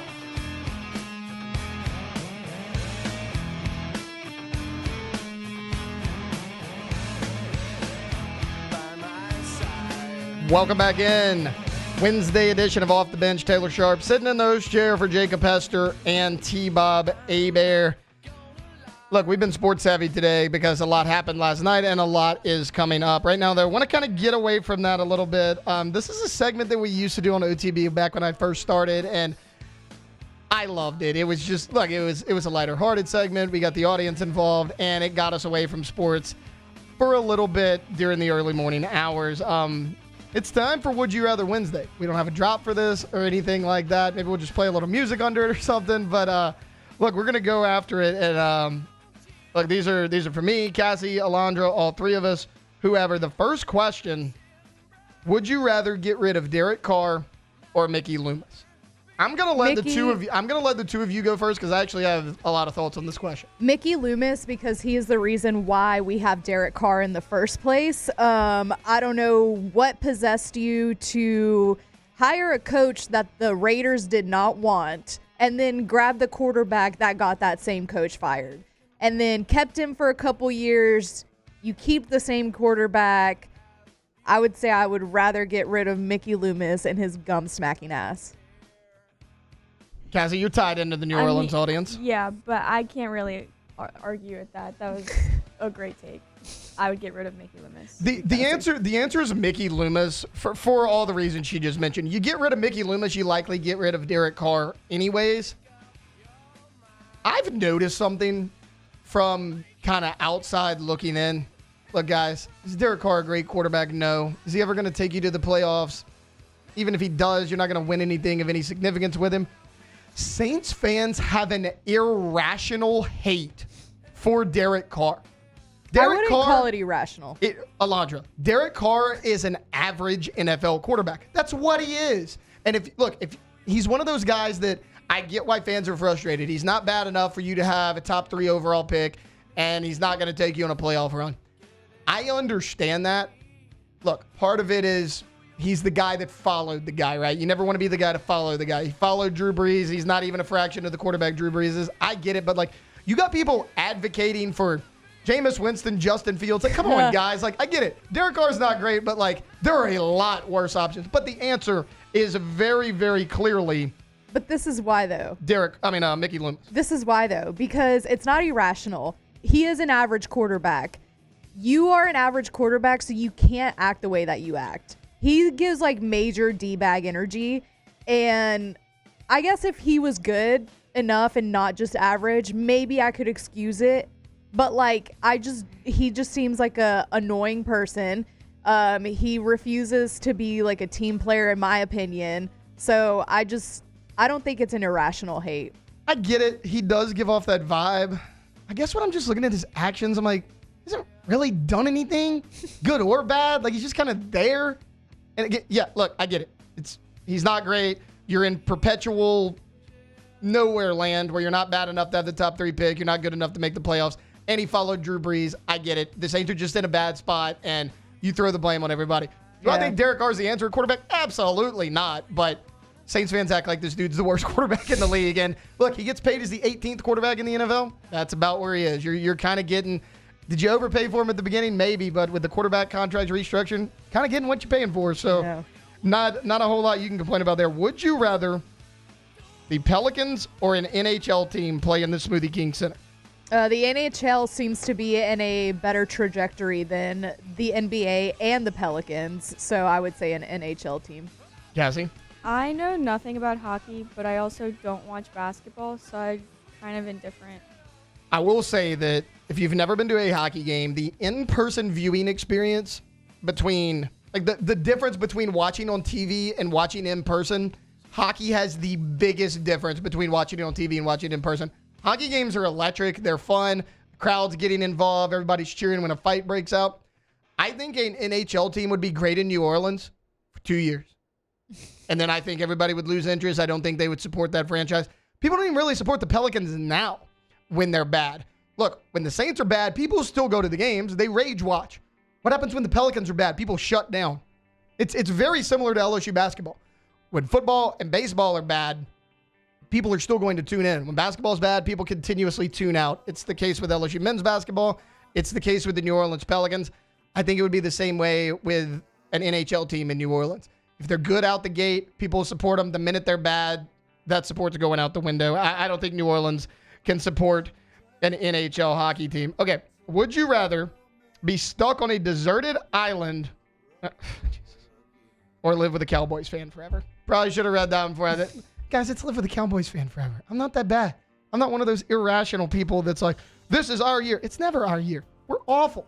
Every team in the NFC has made the NFC Championship more recently than the Dallas Cowboys. Okay? They're not a good franchise. So many people are like, Taylor, you're a front runner. Guys, if I was a front runner or a bandwagon fan, don't you think I'd choose a better team? No, it's not that bad. Would you rather?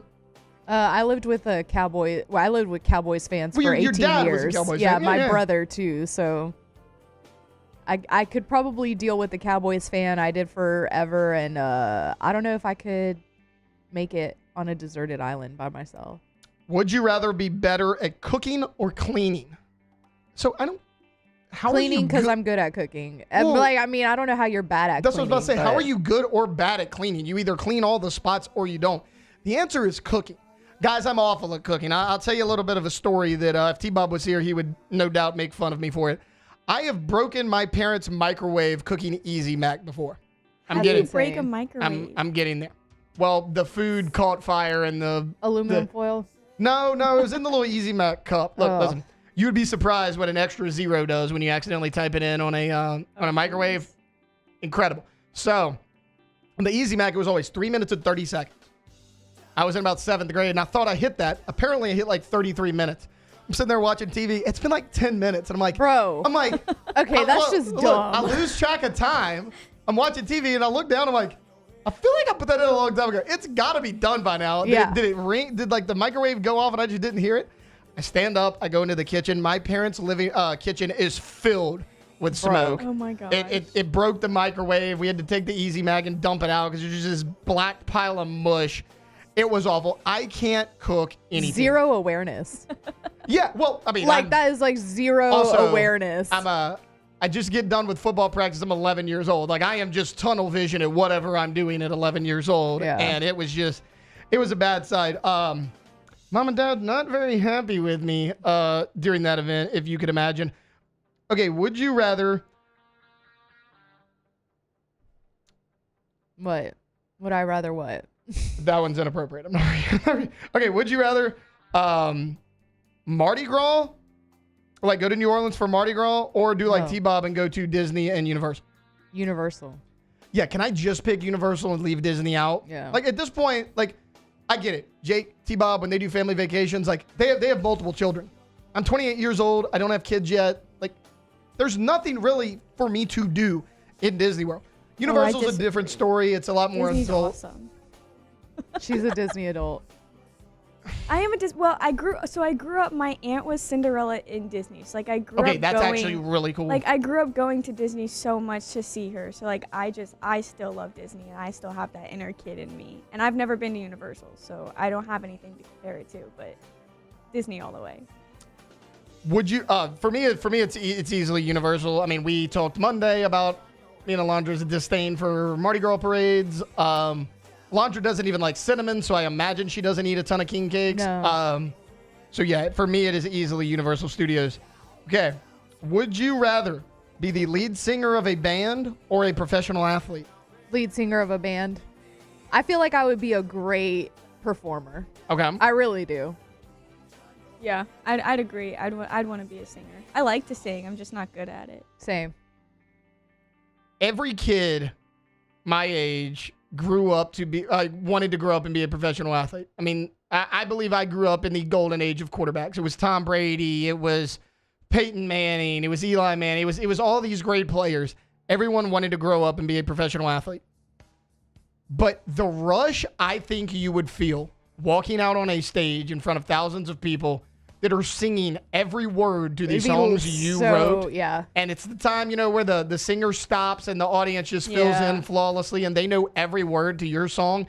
There is no way that there is a better feeling in the world than that. So if you would have asked me this 5 years ago, I'd have been like, oh, the answer is professional athlete. Duh. Like, no, the rush and just the honor of being a lead singer and having everybody watching you, knowing the words to all of your songs. They paid money specifically to come see you. Yeah. That seems like one of the coolest things in the world. I would absolutely love that. Plus, going on tour, it's probably tiring, but like if you're young, you're not married, you don't have any kids, like city to city, partying every night, free food, like that actually sounds like not a bad life. All right, let's get one more in here before we go to break. Would you rather... Okay, I got one for you guys. Would you rather give up Dr. Pepper for Lent or Chick-fil-A for Lent? Yikes. Well, obviously Dr. Pepper, because that's what I did. I Oh, had so my last you are one. giving it up. Yeah, I had my last one yesterday, Okay. and I've been on the I do Dr. Pepper Zero, and I had a regular Dr. Pepper yesterday because I was like, okay, this is gonna be my last one. So I had a regular Dr. Pepper as my goodbye. I don't drink Dr. Pepper. I did decide to give up Chick-fil-A, so it's going to be Cassie. a rough 40 days for me. You are? Yes. Okay. I don't know. I I'm didn't so know what else happy to that- give up. well, I and mean, I had to, like, We're gonna- that's we're really gonna- the only thing that I'm, like, kind of addicted to. We're gonna test this Chick-fil-A. theory. It's You just gonna wait. be so bad. No, you just wait. No, Next no, week. don't tempt me. Next week, I will be going to lunch. I'm gonna send Cassie a text. Hey, you want anything from Chick-fil-A? Dang, No, We're gonna see. that's going to be so hard. We're gonna The see. devil. And Taylor's the devil. and That's horrible. our desks are right next to each other. Oh, So I'm going to smell it. you're gonna smell it and see it when I get back. So Taylor, you're so mean. we're gonna test it. I mean, look, Cassie, you gotta test the theory to see if you're truly I'm dedicated. not going to be able to resist. That's horrible. All right, look, that was a fun little non-sports segment. We're actually gonna have another one when we get back, guys. There's a TV show that I'm in love with that people make fun of me for it. I'm gonna tell Alondra and Cassie about it. Also, I gave Cassie homework over the weekend because I knew she was filling in for me on OTB this week. She did none of it. We're gonna talk about that a little bit as well. But when we get back, we're gonna close out hour number 2. We're gonna have a little bit of fun here on Off the Bench. Off the bench. Go to Central Plumbing, 925-8552, centralplumbing.org, centralplumbing.org, centralplumbing.org.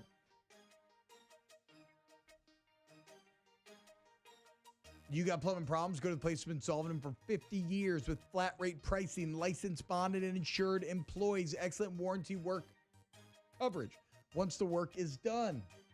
Peace of mind every step along the way. How did they grow so much over 50 years? How do you stand the test of time? How do you have this massive fleet now ready to meet all of Baton Rouge's needs? Because your customers are consistently satisfied. But Jake, it's not just when things go wrong. It is not. Stanley Jean-Baptiste. I knew something hurt you. If you're looking to upgrade at your home or your business, they can certainly come in. They can do that. I always tell you, go Central Plumbing. Go tankless today with a tankless water heater. Never run out of hot water. Again, that's something they can give you over at centralplumbing.org.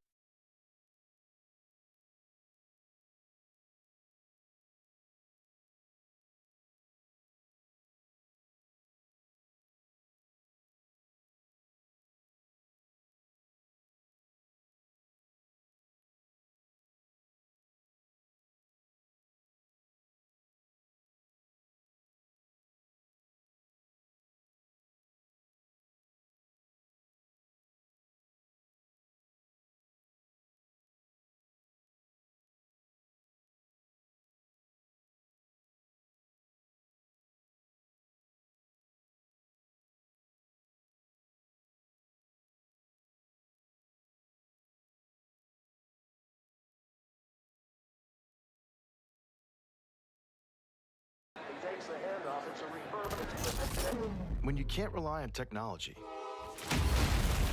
you can rely on Mountain Cold Refreshment. Dave's back on. Coors Light. Choose chill. At Bayou Automotive, we believe in a sales process that puts you first. We want you to experience an easy purchase with clear pricing and great service. Let Bayou Ford and Bayou Chrysler Dodge Jeep Ram be your trusted partners in finding your perfect vehicle. The crew at Bayou Automotive is going to do right by you.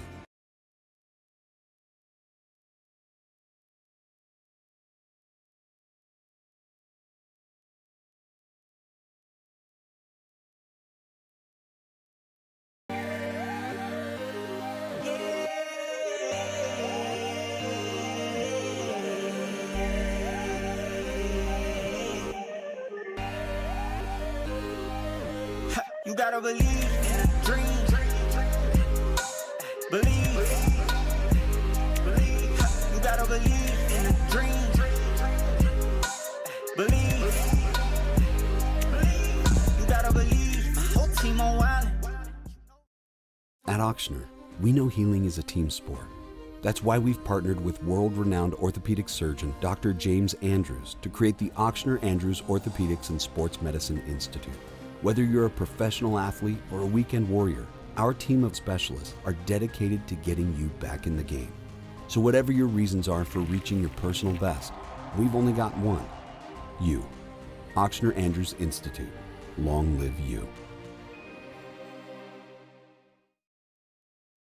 Jerry and Benny Payne began Central Plumbing Company out of their driveway in Tanglewood subdivision. 50 years later and 4 generations down the road, we continue to serve Baton Rouge and the surrounding areas for all of their plumbing needs. Residential, commercial, industrial, or hospitality, Central Plumbing is here 24/7, 365. We want to thank our customers, family.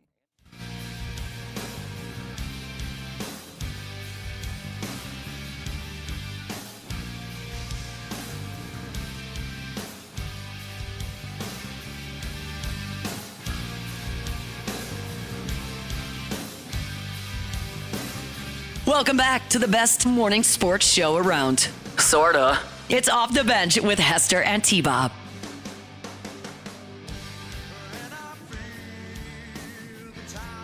Welcome back in. Final segment, hour number 2 on a Wednesday edition of Off the Bench. Taylor Sharp here with you. Guys, I got to tell y'all something. I know that I told you that last year's Love is Blind season really disappointed. We're back in a big way, guys. We're back. Me and Victoria, we watched a few episodes last night. It was actually my idea. And boy, do we have some drama. So, Alondra, I still don't know why you don't watch this show, because you, of all people, would absolutely love this show. The premise of it is so stupid that it's comedic. So, basically, like, if we were all single, like, I would be in the guys' pods, you would be in the girls' pods. We would talk to each other and have dates through the walls without ever actually seeing each other. And then you have to propose before you ever meet this person face to face. And then you have to plan your life and do all that after the proposal already happens. And the goal of the show is to get married at the end. Spoiler alert, 1 out of every 7 couples actually even goes through with it. Shocker, it's not a good idea. Guys, we got a juicy one. This guy named Joey, okay? Nice guy, probably the nicest guy on the whole show. He proposed to this girl named Monica. So now they got to go to each other's families. Monica's sister is friggin' salty. So Joey, great guy. The family loved him. Is this a friends like Monica and Joey? And no, Monica and Joey are engaged. Okay. They go to Monica's family's house. Monica was engaged to Chandler, and they got married. Victoria has made that joke about 10 times. I'm telling you, I don't know why you're keeping me and Victoria not friends. For this reason. What do you mean why? I don't need 2 people ganging up. It's very obvious. The whole family loves Joey, right? He's great. He's funny. They do like this whole dance thing in the living room. Her sister takes her outside. I got to be honest, I just don't know about Joey. I'm like, what do you mean? Joey's great. She goes, he just seems like one of those guys that's too nice. And maybe he's just really good at acting. And I'm like, yo, Sarah, maybe he's just a really nice guy. And then here's where it happened. She goes, well, me being the older sister, I always thought that I was the one that was going to get married first, but here you are, here we go. She's jealous. You're worried about Monica stealing your thunder. That's a hoe move. Yeah. What are we doing? So she's trying to ruin the entire engagement. Monica and Joey are super happy, and then like it ends the episode, and Monica's sitting out there staring into space. She's like, I wonder if there really are red flags about Joey. I'm like, dude, your sister's being a salty hoe, okay? Don't worry about it. Joey's great. You're great. You're the only couple on this show that I think has any sort of chance to last. Yeah. And Sister Sarah over there walking in, getting in the way of everything. Guys, I'm going to give you all a ton of updates on this when T-Bob gets back because he likes to make fun of me, and this is a shameless love of mine. This show is hilarious. I watch it for the comedic aspect, obviously. Here's another couple, Daniel and Taylor, which having the name Taylor is a red flag to begin with. Yeah. She's so full of herself. So after they got engaged, they're all from the Minneapolis area. She goes, I feel like you've known me and followed me on Instagram and you're only dating me because of my looks. And I'm like, all right, girl, like let's calm down. Let's be a little less proud of ourselves for once. She made him check his phone in front of everybody. Yeah, guess what? Wasn't following her on Instagram. I'd have left her right then and there, but they're together. All right, look, coming up here in hour number 3, the Saints have added to their offensive staff. We'll break that down. Hunter McAn at WBRZ, he's going to hop on with us. We're going to talk some LSU baseball as well as some LSU football. And T. Higgins franchise tag by the Bengals. That's all coming up. Off the bench. At Bayou Automotive, we believe in a sales process that puts you first. We want you to experience an easy purchase with clear pricing and great service. Let Bayou Ford and Bayou Chrysler Dodge Jeep Ram be your trusted partners in finding your perfect vehicle. The crew at Bayou Automotive is going to do right by you.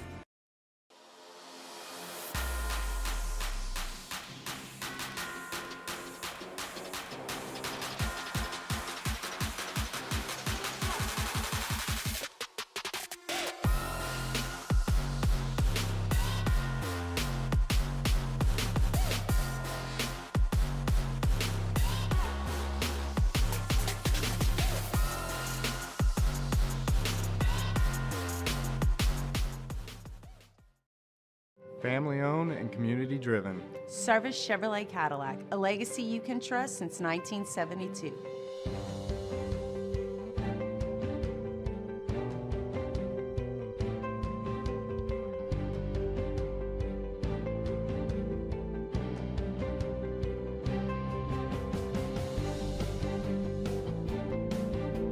Service Chevrolet Cadillac, our family serving your family. For over 50 years.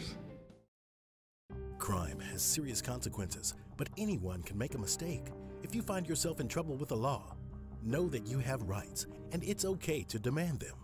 The law offices of O.C. Brown are here to protect you and your rights. Felony or misdemeanor, DUI or drug charge. No matter what crime you're accused of, you still have rights. Let the law offices of O.C. Brown uphold them. Call 225-343-1111, your law firm for a lifetime. At Auctioner, we know healing is a team sport. That's why we've partnered with world-renowned orthopedic surgeon Dr. James Andrews to create the Auctioner Andrews Orthopedics and Sports Medicine Institute. Whether you're a professional athlete or a weekend warrior, our team of specialists are dedicated to getting you back in the game. So whatever your reasons are for reaching your personal best, we've only got one. You. Auctioner Andrews Institute. Long live you. At Atmos Energy, our smart choice solutions help customers save energy and emissions with rebates up to $500 off high-efficiency natural gas appliances, smart thermostats, and weatherization upgrades. Together, we're fueling our energy future. Gulf Coast Bank and Trust is giving our customers the power to bank anywhere, anytime during this challenging event. And we're right there with you. Our mobile banking app is a smart way to manage your money and time. Gulf Coast Bank and Trust, the bank that cares about you. Looking for the ultimate game day experience? Come to the Queen Casino in Baton Rouge. Savor game day platters and snacks, plus drink specials at 1717 Kitchen and Cocktail. So come out for game day and let our team make you the MVP. The Queen Casino, where every moment is a win.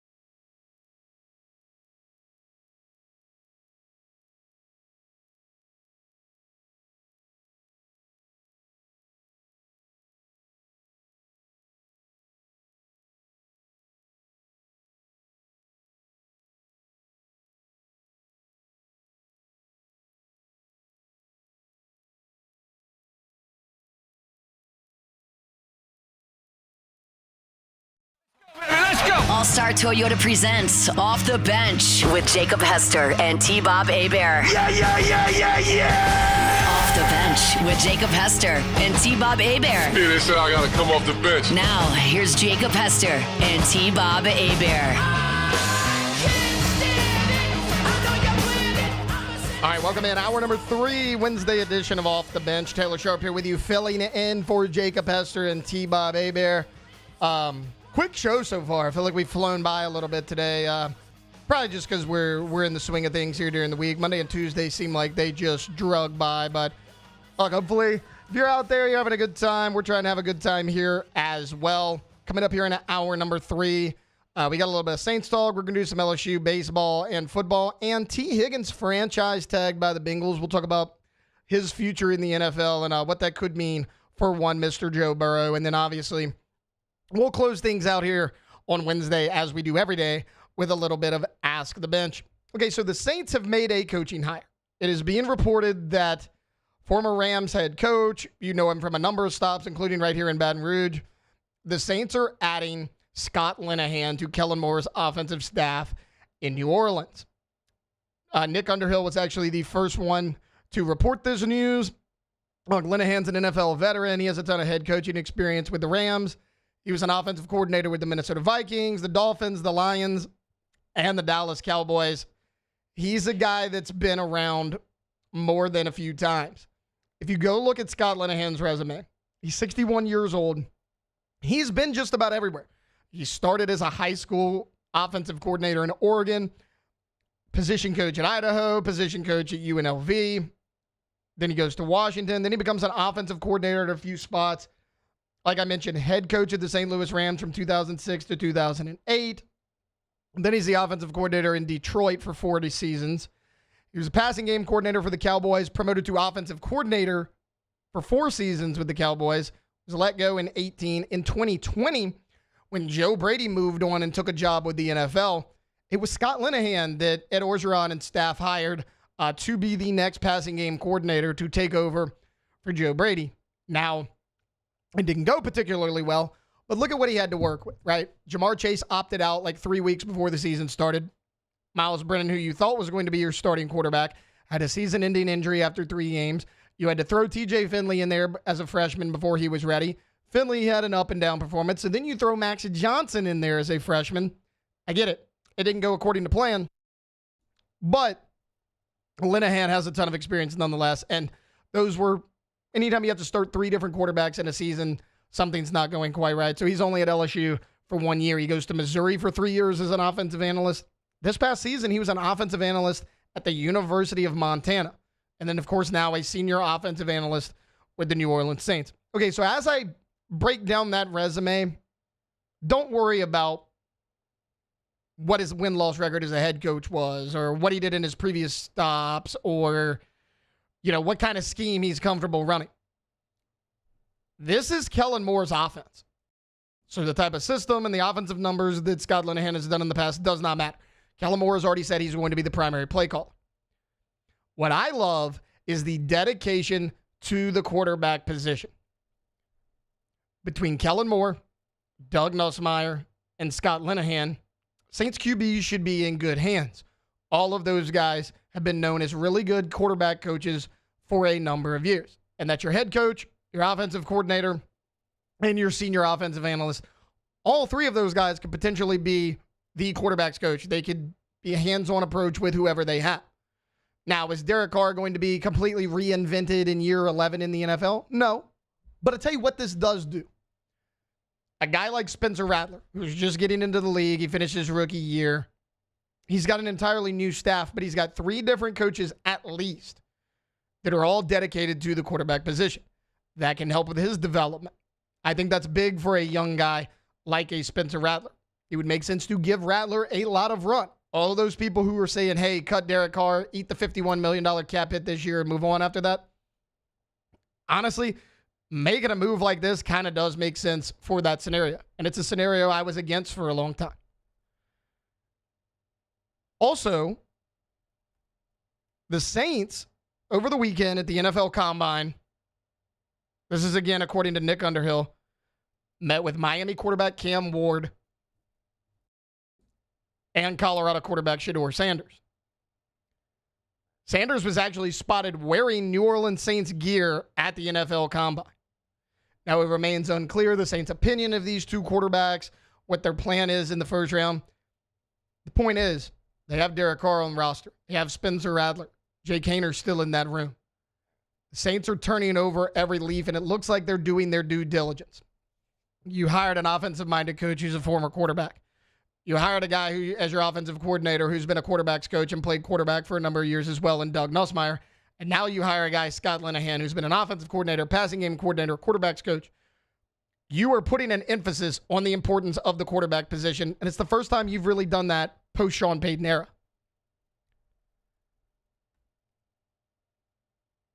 Are the Saints truly interested in Shedeur Sanders? Look, I get it. They took the Cam Ward as well. The Saints are not going to get Cam Ward unless they trade up for the number 1 pick, and I don't know if they're going to be willing to do that. Because right now the Tennessee Titans have the first overall pick, but a lot of people are actually projecting that the New York Giants jump up to number 1, flip picks with Tennessee, and they take Cam Ward with the number 1 overall pick. But could they get Shedeur Sanders? For whatever reason, all these NFL draft analysts and experts and insiders, whatever you want to call them, cannot seem to agree on where Shedeur Sanders is going. Now, the most common is 6 overall to the Las Vegas Raiders. So let's look at 1, 2, and 3. Right now, 1, 2, and 3 is Titans, who I think need a QB but have shown interest in trading, and they really like Abdul Carter. Let's say no trades happen. Let's say that at 1 overall, the Titans do what people project them to do, and they take Abdul Carter. At 2 overall, the Browns could do one of 2 things. They could take Cam Ward, or they could take Travis Hunter. I actually think they're going to take Travis Hunter. Should they? I don't know. But do the Browns ever do what they're supposed to do? I think they're going to take Travis Hunter. At 3 overall is the New York Giants. They are taking a QB. If he's there, they're taking Cam Ward. There's no question about it. The bigger thing is what happens after 3. Because 1, 2, and 3 doesn't really matter the order. Everyone pretty much believes it's going to be some combination of Abdul Carter, Travis Hunter, and Cam Ward. At 4 is where it gets interesting because that's the New England Patriots. They're not taking a quarterback because they obviously have Drake May. 5 overall, say what you want about him. I've been pretty critical of Trevor Lawrence the past 2 years. They paid him a lot of money. Trevor Lawrence is their starting quarterback. They're going to go corner, wide receiver, left tackle. Will Campbell's been mocked there at a number of drafts. 6 is the Las Vegas Raiders. But what if they're not as in love with Shedeur Sanders as everyone says they are? Is that something they'd be willing to take on? And then after him, after the Raiders at 6, you got the Jets at 7. The Jets could take a QB. But there's a number of positions they need to fill as well. Now, the Panthers at 8 are not going to do that. I think that Dave Canales did enough with Bryce Young to where they're going to kick the tires on that and give it one more try this year. Now, if it doesn't work out this year with Bryce Young, I think they're absolutely in the quarterback market for the upcoming 2026 NFL draft. So if the Raiders balk on Shedeur Sanders at 6, there's a chance he could fall to 9 overall. Now, are the New Orleans Saints going to take Shedeur Sanders is the question. We had Nick Underhill on yesterday. Nick said he believes that even if Shedeur Sanders is there at 9 overall, they're not going to do it. That's fine. Because you have a veteran quarterback in place. He's not great. He's not terrible, but you have a veteran quarterback in place. Also, I don't know how I feel about any of the quarterbacks projected in the first round. Whether it's Cam Ward, whether it's Shedeur Sanders, Jackson Dart's a late riser. Could you get a quarterback outside of the first round? If Jackson Dart's there when you're picking in the 40s. I mean, we've talked about Will Howard. Dylan Gabriel's a guy who's falling because of his combine performance, but he still was super productive in college. There's a number of guys out there that could be available to you in the later rounds. So whether you go QB round 1, whether you go QB in the later rounds, or you don't draft a quarterback at all and you try to develop Spencer Rattler, the point is, whether it's Derek Carr, whether it's somebody else, I like this offensive staff so far. I like what Kellen Moore is doing. He's showing that, hey, we all know that the quarterback is the most important position in the NFL. Let's cater to that position. Let me bring in Doug Nussmeier. Because if I'm not in the quarterback room as a head coach, Doug Nussmeier can go do it. He's been there, done that. He's been successful at multiple stops. We don't want Doug Nussmeier to be the quarterback's coach. He's got too much on his plate. Scott Linehan can do it. He's been there, done that. He's done it for a number of years. With all three of those guys putting their heads together, they are deciding, hey, we need a quarterback for the future. We have to develop one. We have to go get one, whether it's Rattler, whether it's somebody in this year's draft, next year's draft, whatever. They are putting an emphasis on the quarterback position based on the hires that they have made so far.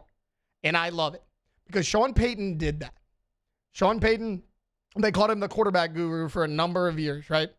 And it made a lot of sense. He had a ton of success with Drew Brees. Even when Brees was gone, he made Jameis Winston and Taysom Hill look like decent NFL quarterbacks at times. Teddy Bridgewater was 5-0 in that time that Drew Brees was out that one season under Sean Payton. Payton goes to Denver. It doesn't work out with Russell Wilson, but that was never going to work out anyways. He brings in Bo Nix, who for whatever reason I still can't figure out. A lot of people did not like Bo Nix coming out of college. If Jaden Daniels wasn't the best quarterback in the NFL as a rookie, it was probably Bo Nix. I mean, Bo Nix was right there with him. Jaden made the big plays in the big moments, but you look at the numbers, Bo Nix had a really good year as well. When Sean Payton left your franchise, you had no idea how to replace him. Not saying Kellen Moore is going to be Sean Payton or have anywhere close to the success that he had here in New Orleans. I hope he does. I'm not saying he will, though. But your development at the quarterback position and your commitment to the quarterback position, we don't know what it's going to be yet, but at least right now on paper, it looks like the Saints know that they have an issue and that they need to find their quarterback of the future. Whether it's Rattler, whether it's in the draft, whether it's free agency, whether it's next year's draft, whoever the Saints have at quarterback is going to be in really good hands due to the offensive staff that they're assembling out there in New Orleans. All right, look, we're going to take a quick timeout. When we get back, Hunter McAn of WBRZ is going to hop on. Look, me and Alondra have chopped up LSU baseball all week long. Sometimes it's good just to get an outsider's perspective. Hunter, he follows baseball very closely for WBRZ. We're going to talk a little bit of LSU spring football as well. That's coming up on the other side here on Off the Bench. Off the Bench.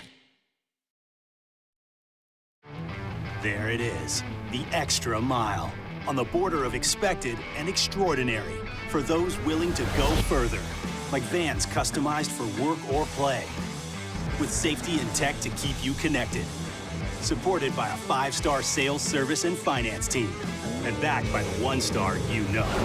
So go the extra mile. It's never crowded, because so few have what it takes to go there. Mercedes-Benz Vans.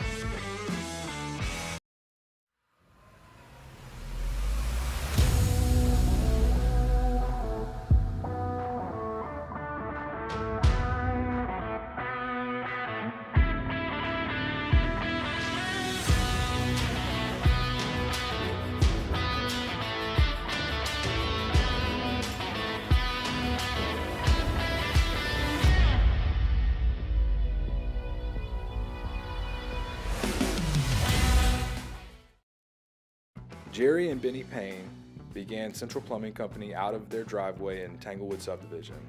50 years later and 4 generations down the road, we continue to serve Baton Rouge and the surrounding areas for all of their plumbing needs. Residential, commercial, industrial, or hospitality, Central Plumbing is here 24/7, 365. We want to thank our customers, family, and friends for 50 years of success. And looking forward to 50 more. Family owned and community driven. Service Chevrolet Cadillac, a legacy you can trust since 1972.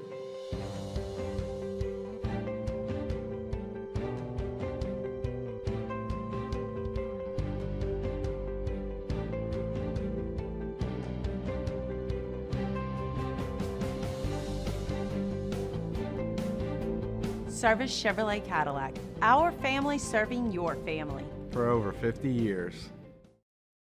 Crime has serious consequences, but anyone can make a mistake. If you find yourself in trouble with the law, know that you have rights, and it's okay to demand them. The law offices of O.C. Brown are here to protect you and your rights. Felony or misdemeanor, DUI or drug charge. No matter what crime you're accused of, you still have rights. Let the law offices of O.C. Brown uphold them. Call 225-343-1111. Your law firm for a lifetime. At Auctioner, we know healing is a team sport. That's why we've partnered with world-renowned orthopedic surgeon Dr. James Andrews to create the Ochsner Andrews Orthopedics and Sports Medicine Institute. Whether you're a professional athlete or a weekend warrior, our team of specialists are dedicated to getting you back in the game. So whatever your reasons are for reaching your personal best, we've only got one. You. Ochsner Andrews Institute. Long live you.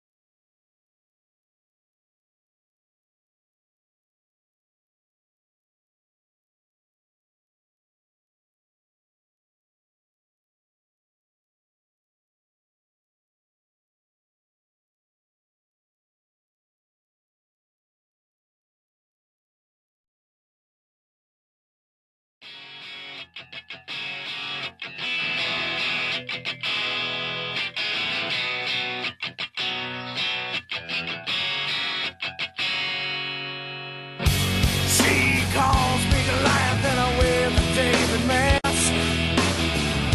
I guess the storms are coming to face her now. You know I'd like Welcome in to the best morning sports-ish show around. Off the Bench with Hester and T-Bob. Welcome back into Off the Bench. No Hester and T-Bob this week. Taylor Sharp sitting in the host chair for those two guys who are out on a much-needed vacation. All right, look, we had a lot happen this weekend. LSU baseball just wrapped up 5 games in 7 days, and they had a heck of a game last night. They will play game 2 of North Dakota State tonight and another series coming up this weekend. To talk about it all, I want to bring in Hunter McAn with WBRZ. Hunter, how are you this morning?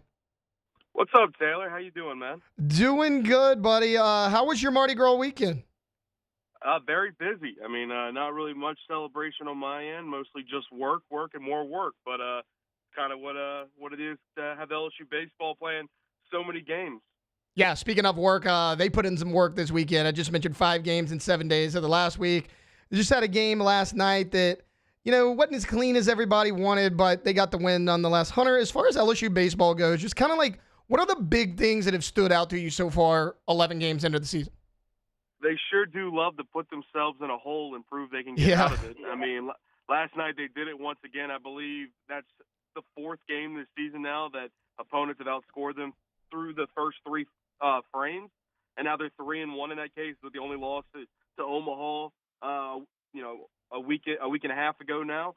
And I mean, last night kind of proved that. I mean, this team finds different ways to win games, even when they have a poor game. And I mean, it looked like the LSU baseball team last night had been partaking in some Mardi Gras festivities, the way they started off the game in the first inning, allowing 3 runs, some sloppy defense, and just really anything that could go wrong went wrong for the Tigers yesterday. But still, nonetheless, they get themselves in a 7-1 hole and then come back and win the game 11-9. So I mean, it just proves that even when they kind of have a blunder, they can beat anybody in the country. Now, this is just North Dakota State, but this isn't a fluke. I mean, we've seen them do this consistently, is have timely hitting with runners on and get guys across home plate. And hopefully they don't have to do that when you get to conference play, but it kind of makes you feel like you can't count the Tigers out even when they're in a big deficit, no matter what the inning is. Hunter, I set up here yesterday previewing that North Dakota State game, and I'm like, look, this team's 1-9. You're not going to learn a lot about the Tigers. Boy, was I wrong, because we did. Like you mentioned, you learned who you can count on. Kason Evans looks like he's going to be that closer for you all year long, which is big. But as far as tonight's game, like, what do you expect out of the Tigers? I expect a lot cleaner game. Yeah, I expect a lot cleaner game, too. I mean, yesterday was a hiccup. I don't really believe that that's the LSU team you're going to see consistently. But, I mean, when everything started to crumble, you give a bad team confidence. And, I mean, everybody's going to bring their best game against the best team in the country. And right now, that's the toss-up between the Tigers and the Volunteers.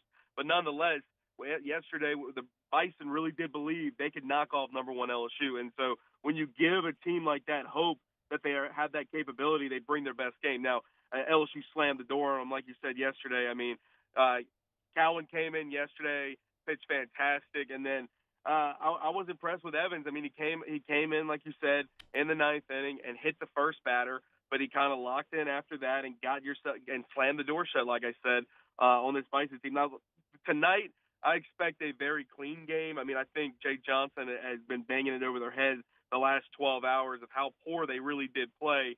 And we've seen this LSU team not be perfect so far this season, but play pretty good baseball nonetheless. And I don't think we're going to see 3 errors again and see a Tiger team that struggles to put away an inferior opponent like the 1-10 North Dakota State Bison.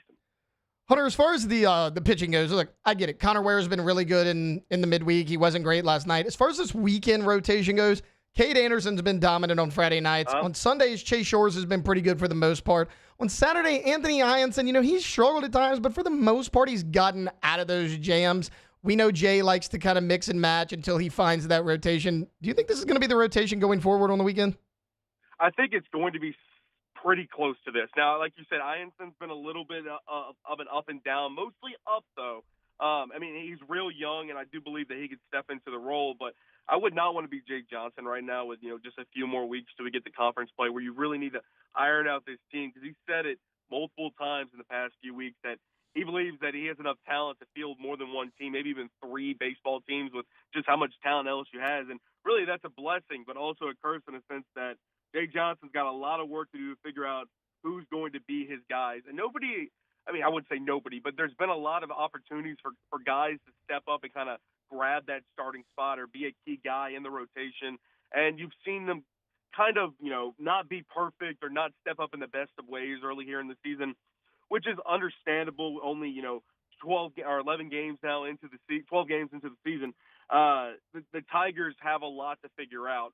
But that weekend rotation, I believe those 3 guys you just mentioned, from Anderson, the Shores, and Hyanson, are very, very consistent in the sense that you can trust them to come in and get the job done to start you in conference play, especially when it's going to matter the most. So I'm not sure you see much of a shift in that. I mean, I'm still interested to see how William Schmidt does, the Catholic high school prospect that nobody thought would be playing college baseball. Now he's a freshman on this LSU baseball team. We might see him tonight against the Bison. He pitched last week and then pitched over the weekend just 1 inning on Saturday against Nebraska. So he should be fresh if they want to start him tonight. They've been using him in a multitude of different ways, but I think Schmidt could be a guy that they go to possibly on the weekend too. He's been pretty phenomenal to start the year. He's just very young, so you got to see how he kind of reacts when you put him in tough situations. And as the course of the season goes, we may see more of that and see his maturity level. Speaking of young players, Cade Beatty had a rough outing last night. Behind the plate, he does hit a home run to kind of get LSU back into things. They go to Luis Hernandez in the 5th inning. He kind of calms things down behind the dish, but he goes 0 for 3 at the plate. What's your kind of read so far on this catcher battle? I mean, I think that there's a big battle in the infield in general, in the sense of especially at the plate and third base. Those are the 2 positions you have to kind of figure out, not because of really any error in the field. Like you said yesterday, Aaron Beatty had a tough time on the plate, but he's been okay throughout the season, and he's still very young and can figure it out. It's really going to be, in my opinion, whichever bat picks up first. I mean, both Aaron Beatty and Hernandez have just not been consistent at the plate. But it's really anybody's job, and it's going to be another opportunity, like I said, for who's going to step up and take the starting job. I think you're in good hands either way, but one of these guys has to step in and get the continuous reps to be able to sit in that position and consistently be a monster behind the dish. I mean, you can't allow these pass balls to consistently get by you and allow free bases. That's so key, especially as we get closer to SEC play. I mean, you're talking about a real strength in the SEC this year in college baseball, and allowing just a single free base in a game could be the difference maker. So you got to figure out which one of these guys is going to say, look, coach, I can be the guy that can step up here and consistently make the play behind the dish. They both have great arms. They both have great fundamentals. It's just going to be, we need consistent play behind the dish. And neither one of them, in my opinion, has shown that yet. And it's anybody's ball game to step up to figure out who's going to be the starting catcher for the Tigers this season. Hunter, last weekend series before SEC play this weekend at the box, LSU versus North Alabama. What are the biggest things you're going to be keeping an eye on as the Tigers near conference play? Just playing clean baseball. I mean, they got to stop not losing, but putting themselves in a tough situation against inferior opponents.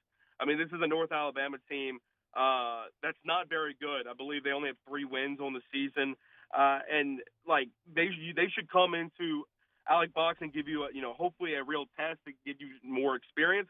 But you shouldn't be falling into holes where it's 7-1 late in the game and you have to rally again. Because I mean, like I mentioned, I mean, the Tigers are 3-1 in those type of situations, and it kind of proves character. And then they're almost 4-0 when you think about the fact that they almost knocked off Omaha in the 9th inning last week when they fell just a run short in that heroic comeback in the bottom of the 9th. But like, just play clean baseball, play fundamental baseball, and continue to hit in key situations. I mean, a lot of people have been Tiger fans have been complaining about the fact that LSU has left so many runners on base to start the season, and that to me is not a big issue because I mean, Jay Johnson said preseason before we even got to first pitch on opening weekend that this was going to be a team that stranded runners, and it's not because they can't bat with 2 outs and get guys across the dish. It's because they're consistently getting guys on base. Eventually, you're going to dry up on the hitting and go to the next half inning. And that's really what it has been for the Tigers. I mean, they've been scoring runs consistently. It's just when you look at the runners left on base, it looks like a glaring issue. But really, it's just the offense is so consistently getting guys on base and scoring runs that, of course, you're not going to be able to bring everybody across the dish every single inning. Hunter, I know it's early in the season. I just mentioned we're only, a few games into 2025. But look, overall vibe, everyone always likes to compare the LSU 2019 team to all the football teams that follow. Jay Johnson won this whole thing in 2023. How do you think this team compares to that squad early on? There's no drop-off in talent. It's different than 23 in that sense. Now, I get the whole argument, you can only field 9 guys at a time type thing in the field and everything, and fine. That's fine with me. Okay, I get it. The talent perspective from the starting 9 across the board, it's going to take a little bit more time to see.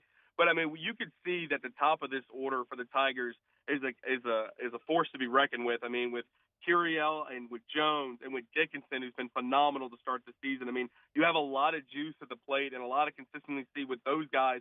And I didn't even bring up Milam yet. Those guys consistently when it comes to the infield and, of course, Curiel playing in the outfield, you're seeing a lot of leadership in that sense.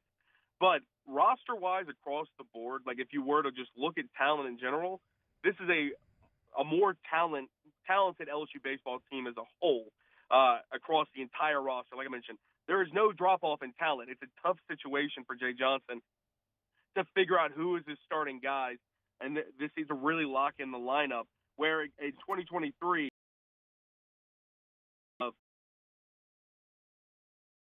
to that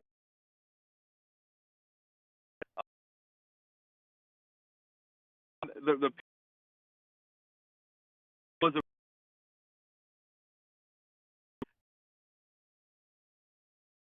great run to win the College World Series conference play because they're Hunter McAn, Sport.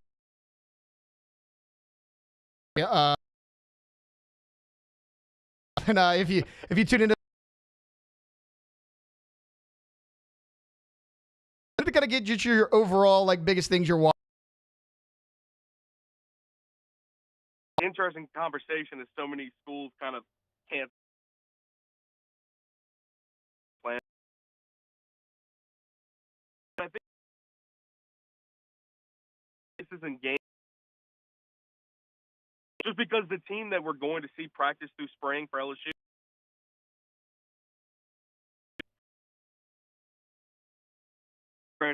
transfer portal and new guys coming in with NIL, and of course it's great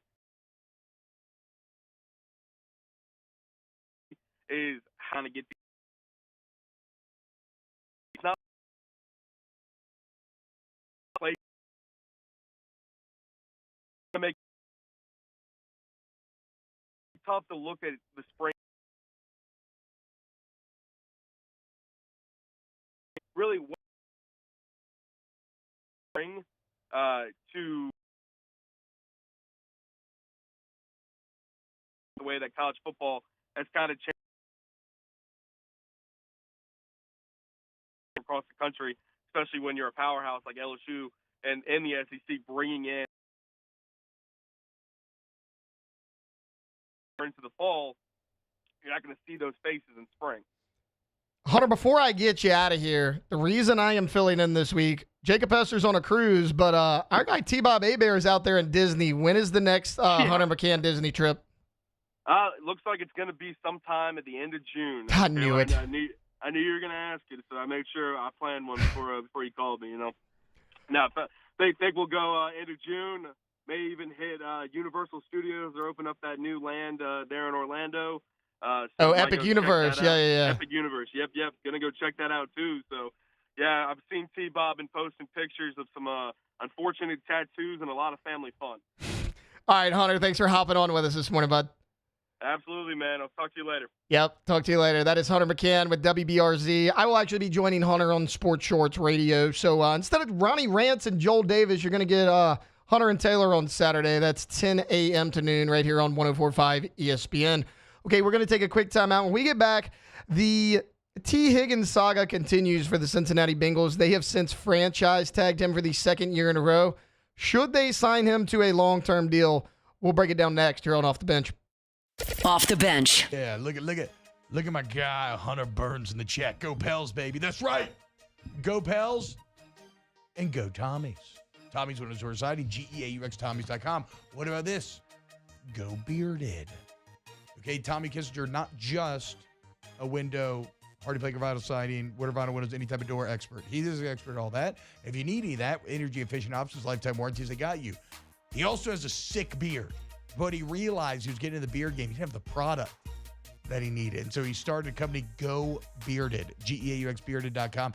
And if you want to live your best bearded life, live it to the fullest, grow it to the fullest, you need those products. GoBearded.com, GoTommies.com.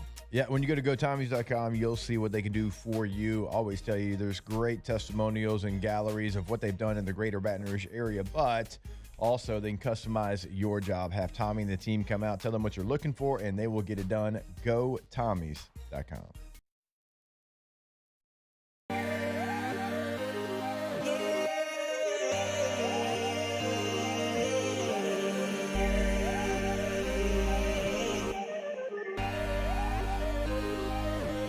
You gotta believe in a dream.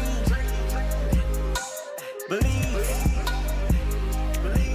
You gotta believe in a dream. Believe. You gotta believe. My whole team on wild.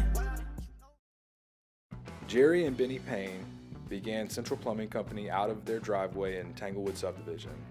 50 years later and 4 generations down the road, we continue to serve Baton Rouge and the surrounding areas for all of their plumbing needs.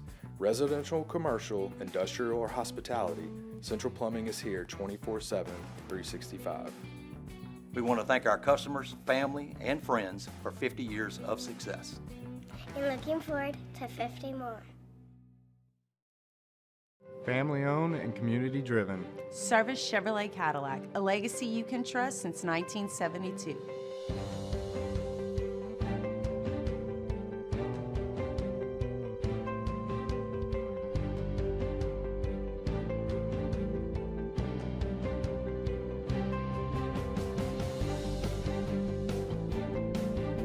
Service Chevrolet Cadillac, our family serving your family. For over 50 years.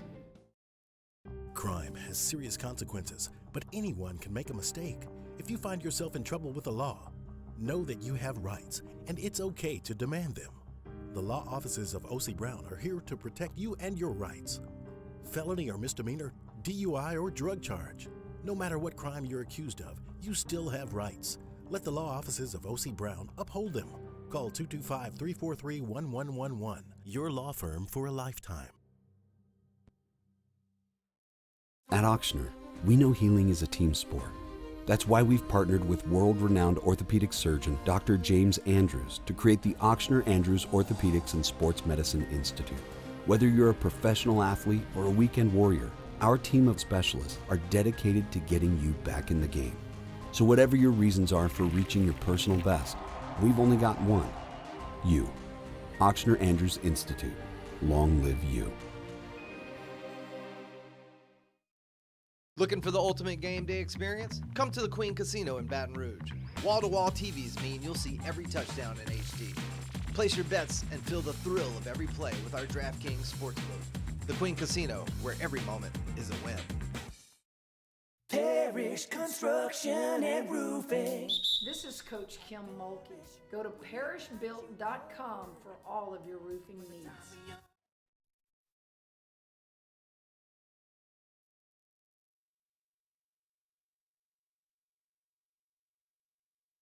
It's easier not to be wise. Measure these things by your brains. Back to sports talk. Maybe. Off the bench. All-Star Toyota of Baton Rouge.com. All-Star Toyota of Baton Rouge.com. If you're buying new, if you're leasing, if you're renting, and we've been telling you over the last couple of weeks, and well, next week is here, but if you've got a trip for Mardi Gras break, it is not too late. Call Miss Lisa Sessions today in the rental department, and if you need a mid-size SUV, a full-size SUV, van, truck, hybrid, sedan, doesn't matter. Everything's available in that rental process, so make sure to get that done. But of course, if you're buying new or leasing, well, actually, maybe not leasing. Maybe you go some places and you only have like 3 options, one in each category.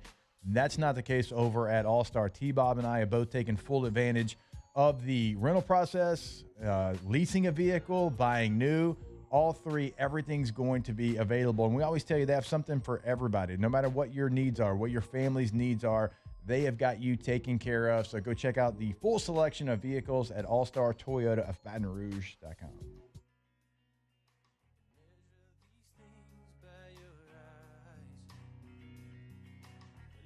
Welcome back in Off the Bench. Just 2 more segments to go here on a Wednesday morning. I mentioned to going into break there. The Cincinnati Bengals have placed the franchise tag on wide receiver T. Higgins for a 2nd straight year. Higgins' franchise tender will pay him $26.2 million in 2025 if he's unable to reach a long-term agreement with the Bengals by the July 15th deadline.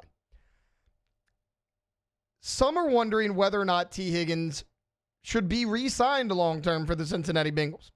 I love T. Higgins. I think he is a heck of a player. I don't think the Bengals can re-sign T. Higgins to a long-term deal. Not for the type of money that a player of his caliber is going to command. Look, Cincinnati's already having cap casualties. Okay, and you have to re-sign Jamar Chase, which you still haven't done. Jamar Chase is going to be the highest paid receiver in the NFL.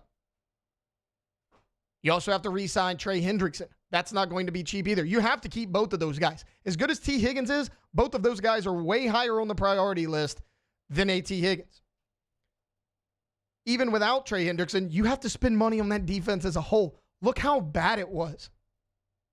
You have to spend money in free agency to rebuild that defense and get it back to where you want. Joe Burrow in the offense was explosive last year. The defense didn't really help them out at all. Also, the offensive line still with issues. They thought this past offseason when they signed Alex Kappa, that was really going to help. Alex Kappa just won the Triple Crown as an offensive lineman for a negative reason. He was listed as first as the lowest graded offensive lineman in the NFL. He was first in quarterback pressures, and he was first in sacks allowed. They have cut Alex Kappa. They cut him 2 days ago. So you're thinner on an offensive line that was already bad a year ago. I get that Kappa wasn't good, but now you have to bring in somebody to replace him. You're going to have to spend a lot of money to bring in a quality guy to replace Alex Kappa if you want to improve your offensive line. So you got to re-sign Jamar Chase. You have to shore up your offensive line. You have to spend money to improve your entire defense, and you have to make sure you lock down Trey Hendrickson by whatever means necessary because he's a top 10 pass rusher in this league. Honestly, a top 5 pass rusher, if we're being honest about it. So let's say after this season they do move on from T. Higgins and everything else gets done. They lock up Jamar Chase long-term. They lock up Trey Hendrickson long-term. Joe Burrow is going to need a little bit of help. Who does he go get? There's free agents out there right now. But again, you have to be on a budget because of what you're paying Burrow, because of what you're going to pay Chase and what you're going to pay Hendrickson. So, look, Devontae Adams, Stephon Diggs, Keenan Allen, Amari Cooper, they're out. Okay, first off, those 3 guys, a little bit too old, but they're out. Cooper's still 30, but outside of that, all those guys are 32 plus. Now, Chris Godwin, probably the best wide receiver on the open market right now. Chris Godwin made $20 million a year with the Tampa Bay Buccaneers, and I think he's going to command something similar to that. If you're going to pay Chris Godwin that much money, you might as well just re-sign T. Higgins. I think you have a really big cap problem either way if you do that. So who's some guys you can look at? The first name's Darius Slayton. Darius Slayton's been a pretty solid receiver at the New York Giants with virtually nobody at quarterback. I mean, he's went through Daniel Jones. He's went through Drew Lock. He's went through Tommy Cutlets. He's went through all of these guys. He's never had a stable quarterback in New York, and he's actually been pretty good, and he's still only 27 years old. In 6 years in New York, he has 3,900 receiving yards and 21 touchdowns, averaging 15 yards per catch. His best year was 2 years ago in 2023, 770 yards, 4 touchdowns. And then last year, 573, 2 touchdowns. Again, those aren't incredible numbers. They're not going to jump off the page at you, but he's a reliable guy. He's got good hands. He's been in the league for a number of years. He's still relatively young, and you can get him for pretty cheap. There's so many people right now that are saying, you have to re-sign T. Higgins. T. Higgins is a really good player. T. Higgins might even be good enough to be a wide receiver 1 on a lot of teams in the NFL. It was said that the Cincinnati Bengals' Super Bowl window is Joe Burrow's entire career because of what he did his first 2 years in the league. They hadn't even sniffed that since then. If they want to get back to where they were, competing for Super Bowls, trying to knock off the Chiefs, trying to knock off the Bills, trying to knock off the Ravens, these are the tough decisions they're going to have to make. Because you know who has a good defense? All 3 of those teams I just mentioned. You know who pays their pass rushers? All 3 of those teams I just mentioned. And they all have good offensive lines. The Bengals have none of that right now. You're going to re-sign Chase. You're going to re-sign Hendrickson. You cannot re-sign T. Higgins to a long-term deal. You could also draft a rookie. I mean, there's rookies out there that you can draft. I mean, you're not going to get a Tedoroa McMillan or a Matthew Golden or a Luther Burden. Probably not. But there's guys after that. Emeka Egbuka was really good for Ohio State. You get him in the second round. I mean, he's 6'1". He ran a 4.3. Trey Harris with Ole Miss. Alec Ayamaner, if you remember that name, he torched Travis Hunter in Colorado 2 years ago. When I mean torched, I mean he had like 250 yards receiving and 4 touchdowns in that overtime game where Stanford upset Colorado. He is a heck of a player. He is 6'2". He's got good size, great hands. You saw him make that acrobatic catch when he caught the ball right behind Travis Hunter's head. And Travis Hunter's going to be a top 5 pick, likely at the cornerback position. Xavier Restrepo's out there. Now, he's only 5'10", but the guy's a burner. He runs a 4.45. He was super productive at Miami. In a pass-happy offense, which is what the Bengals have. He's a great route runner. He's got great hands. He could complement Jamar Chase well. Because even if Xavier Restrepo is not going to be that deep ball receiver, he's going to be more of a slot guy, you know, like a Julian Edelman or like an Aaron Anderson, who we talk about here at LSU a lot. Jamar Chase can be that deep threat. He was that this year. He led the NFL in touchdown catches. You just need a complementary number 2 piece.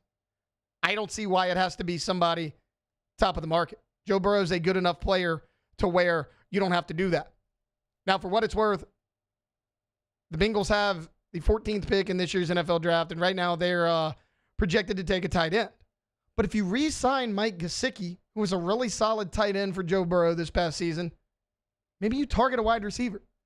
Get Joey B some help out there in Cincinnati. All right, look, we're going to take a timeout. When we get back, we're going to close this thing out like we do every single day with some Ask the Bench.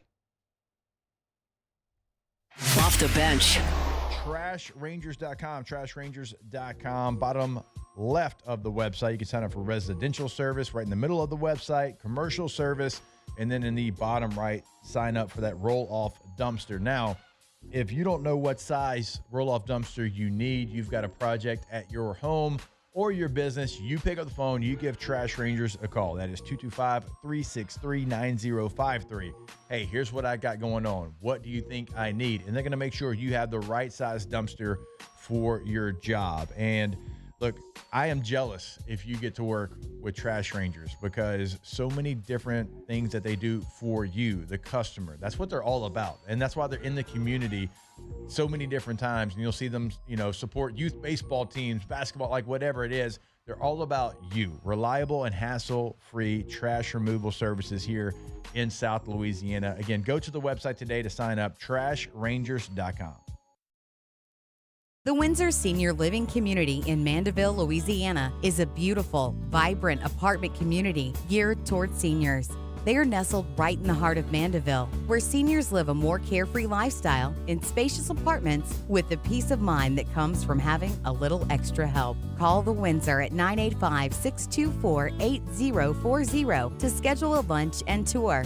Come see how the Windsor can be your passport to peace of mind. Jerry and Benny Payne began Central Plumbing Company out of their driveway in Tanglewood subdivision. 50 years later and 4 generations down the road, we continue to serve Baton Rouge and the surrounding areas for all of their plumbing needs. Residential, commercial, industrial, or hospitality, Central Plumbing is here 24/7, 365. We want to thank our customers, family, and friends for 50 years of success. And looking forward to 50 more. Family owned and community driven. Service Chevrolet Cadillac, a legacy you can trust since 1972.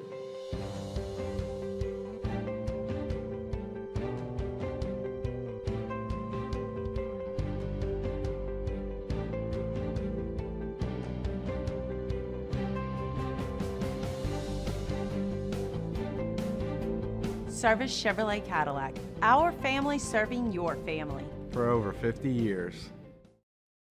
Crime has serious consequences, but anyone can make a mistake.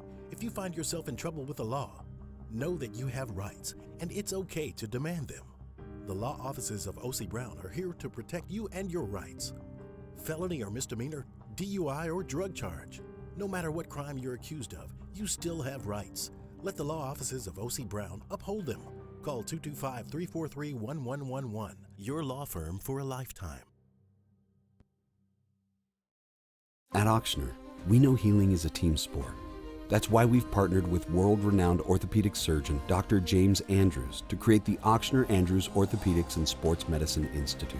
Whether you're a professional athlete or a weekend warrior, our team of specialists are dedicated to getting you back in the game. So whatever your reasons are for reaching your personal best, we've only got one: you. Auctioner Andrews Institute. Long live you.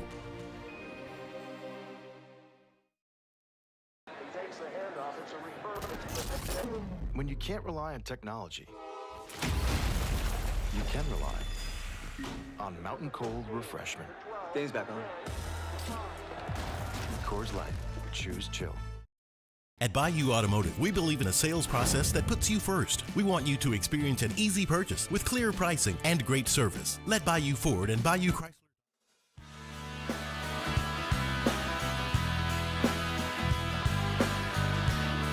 Welcome back to more sports talk with some other stuff mixed in. Off the Bench with Hester and T-Bob.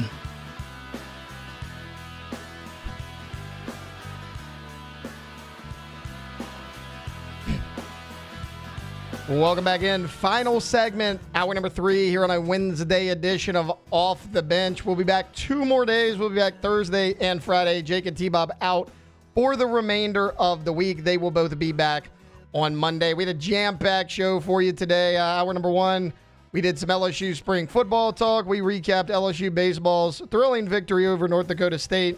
We looked at winners and losers of the NFL Combine. And then hour number 2, full of New Orleans Saints talk. And then Hunter McAn hopped on WBRZ hour number 3 to talk some LSU baseball and spring practice as well. Let's wrap up the show like we do every day with a little bit of Ask the Bench. Alondra, you can just keep this playing underneath. Thank you. I totally did that intentionally. I was planning. I wanted to do it yesterday. I've been forgetting. Yeah. I was going to do it yesterday and Monday. I've been forgetting. I hate when T-Ball does that. I know. I saw you sitting there minding your own business, and I was like, I'm doing it. Today's the day. Ask the Bench. What would Taylor... Like, I don't do it every day. I know. I know. And then also, like, you're audibly going to say it on the radio. Like, you could just send a text. Like now people are being like, oh, she never does. Like, so I know. yeah. No, I get it. I do it every day. Totally He's like, get it. hey, do your job that you do every day. Keep it playing. You just keep it playing. Okay, thank you, T. Ask the bench, what would Taylor give up if he was Catholic? Easy, energy drinks. No question about it. That's the obvious one. I'm not giving up Dr. Pepper like Alondra. Look, I get it. I drink an energy drink most morning, probably 4 days a week. I could easily give it up. It's not nearly as important to me as most people like to think. I can give up energy drinks, no problem. That would definitely be it. Ask the bench, when will Jordan's suspension be over? Actually, tomorrow. Yeah, he's back. He's back tomorrow. We're giving him one more crack at it. God. If he messes up one more time, Cassie's coming back on Friday. I feel like it's going to happen. We'll see. Jordan gets one more crack at it tomorrow. Ask the bench. Let him fill in once. Yeah. Bro, oh my God, this guy. I just, I didn't know what to say. I just had my head in my hands for that entire little whatever you want to call it that he did. Ask the bench, favorite Lenten dish to eat. So, I may not be Catholic. I love seafood. That is my favorite type of food. Like, I definitely live in the right state. I'm going to ask you two, because y'all are Catholic. Like, is there a Lenten meal that y'all do, like, specifically during Lent? Not like a specific one, no. Because again, don't eat meat. Like, when you live here, like, you pretty much do seafood all the time. So, like, seafood's normal. Yeah, so, like, we're not Catholic. And, like, one time, the first Friday of Lent, I told Victoria, I'm like, oh, hey, you want to go get some seafood? She's like, where? I was like, I don't care. Like, anywhere in Baton Rouge. I pretty much love any seafood place. Yeah. We show up. I'm like, why is everything an hour wait? It's Lent. Like, what's the deal? It's Lent. I didn't even think about it because, like, we eat seafood all the time around here. So, really anything. Yeah, any seafood. Whenever I was in Texas, like, okay, y'all are going to judge me for this. But I think I'm the one that was keeping Long John Silver's in business. Like, Long John Silver's was my go-to during Lent when I was back in Texas. There's no Long John Silver's here, but I don't know the closest. They used to have one in Biloxi. That might be the closest Long John Silver's to us. Yeah. They used to have some. They used to have I a love Captain Long John D. Silver's. They used to have a Captain D's in Denham, which is essentially the same exact thing as a Long John Silver's. Not there anymore. Yeah, I don't know. God, I haven't thought of Long John Silver's in years. Ask the bench, what is your favorite ride at Disney or Universal? Universal, for me, it's the Velocicoaster, no question about it. Look, I'm a roller coaster fanatic. I have probably ridden over 100 of them in my lifetime. Velocicoaster might actually be the best one I've ever ridden. The theming, the speed, the loops, it has everything you could want on a roller coaster. Even the queue when you're waiting in line, everything about it, top tier. That's my favorite one. As far as Disney, I gotta be honest, guys, I haven't been to Disney in so long. So last summer we went to Universal. We did one day at Disney. We chose Epcot. That was the one park. That's the one I wanted to go do.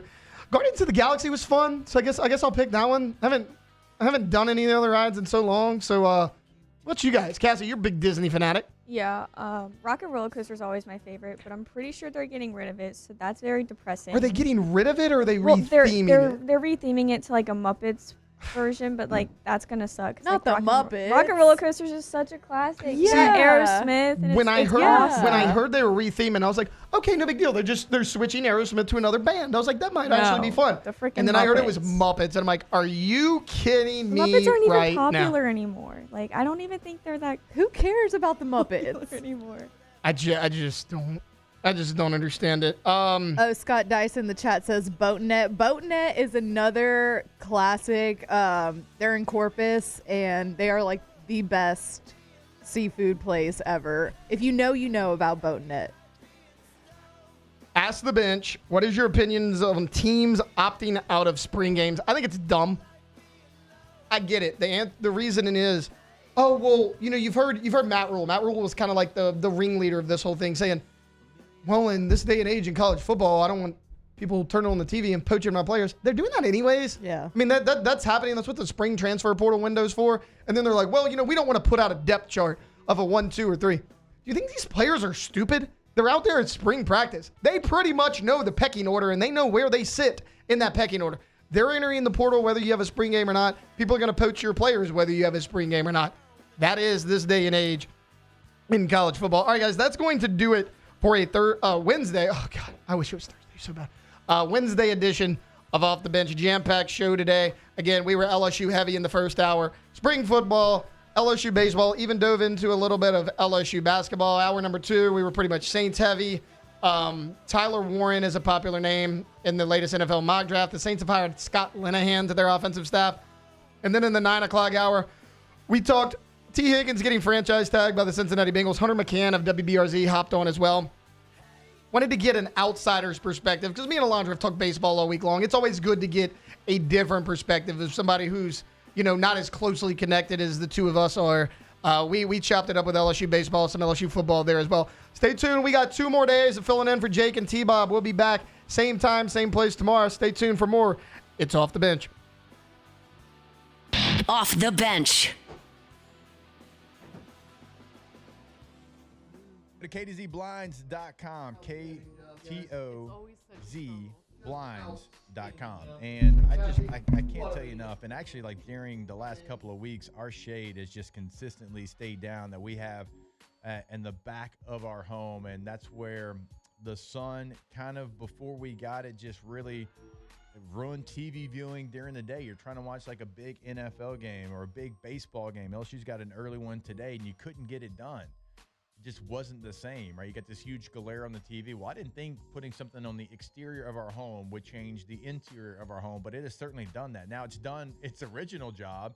Like Harlow loves going out to our little patio. We drop the shade down there. She plays out there, absolutely loves it. It's not as hot, it's not bright, but it has changed the dynamic of our entire home. The house is cooler whenever we have the shade down. They'll do it for you as well. K2zblinds.com.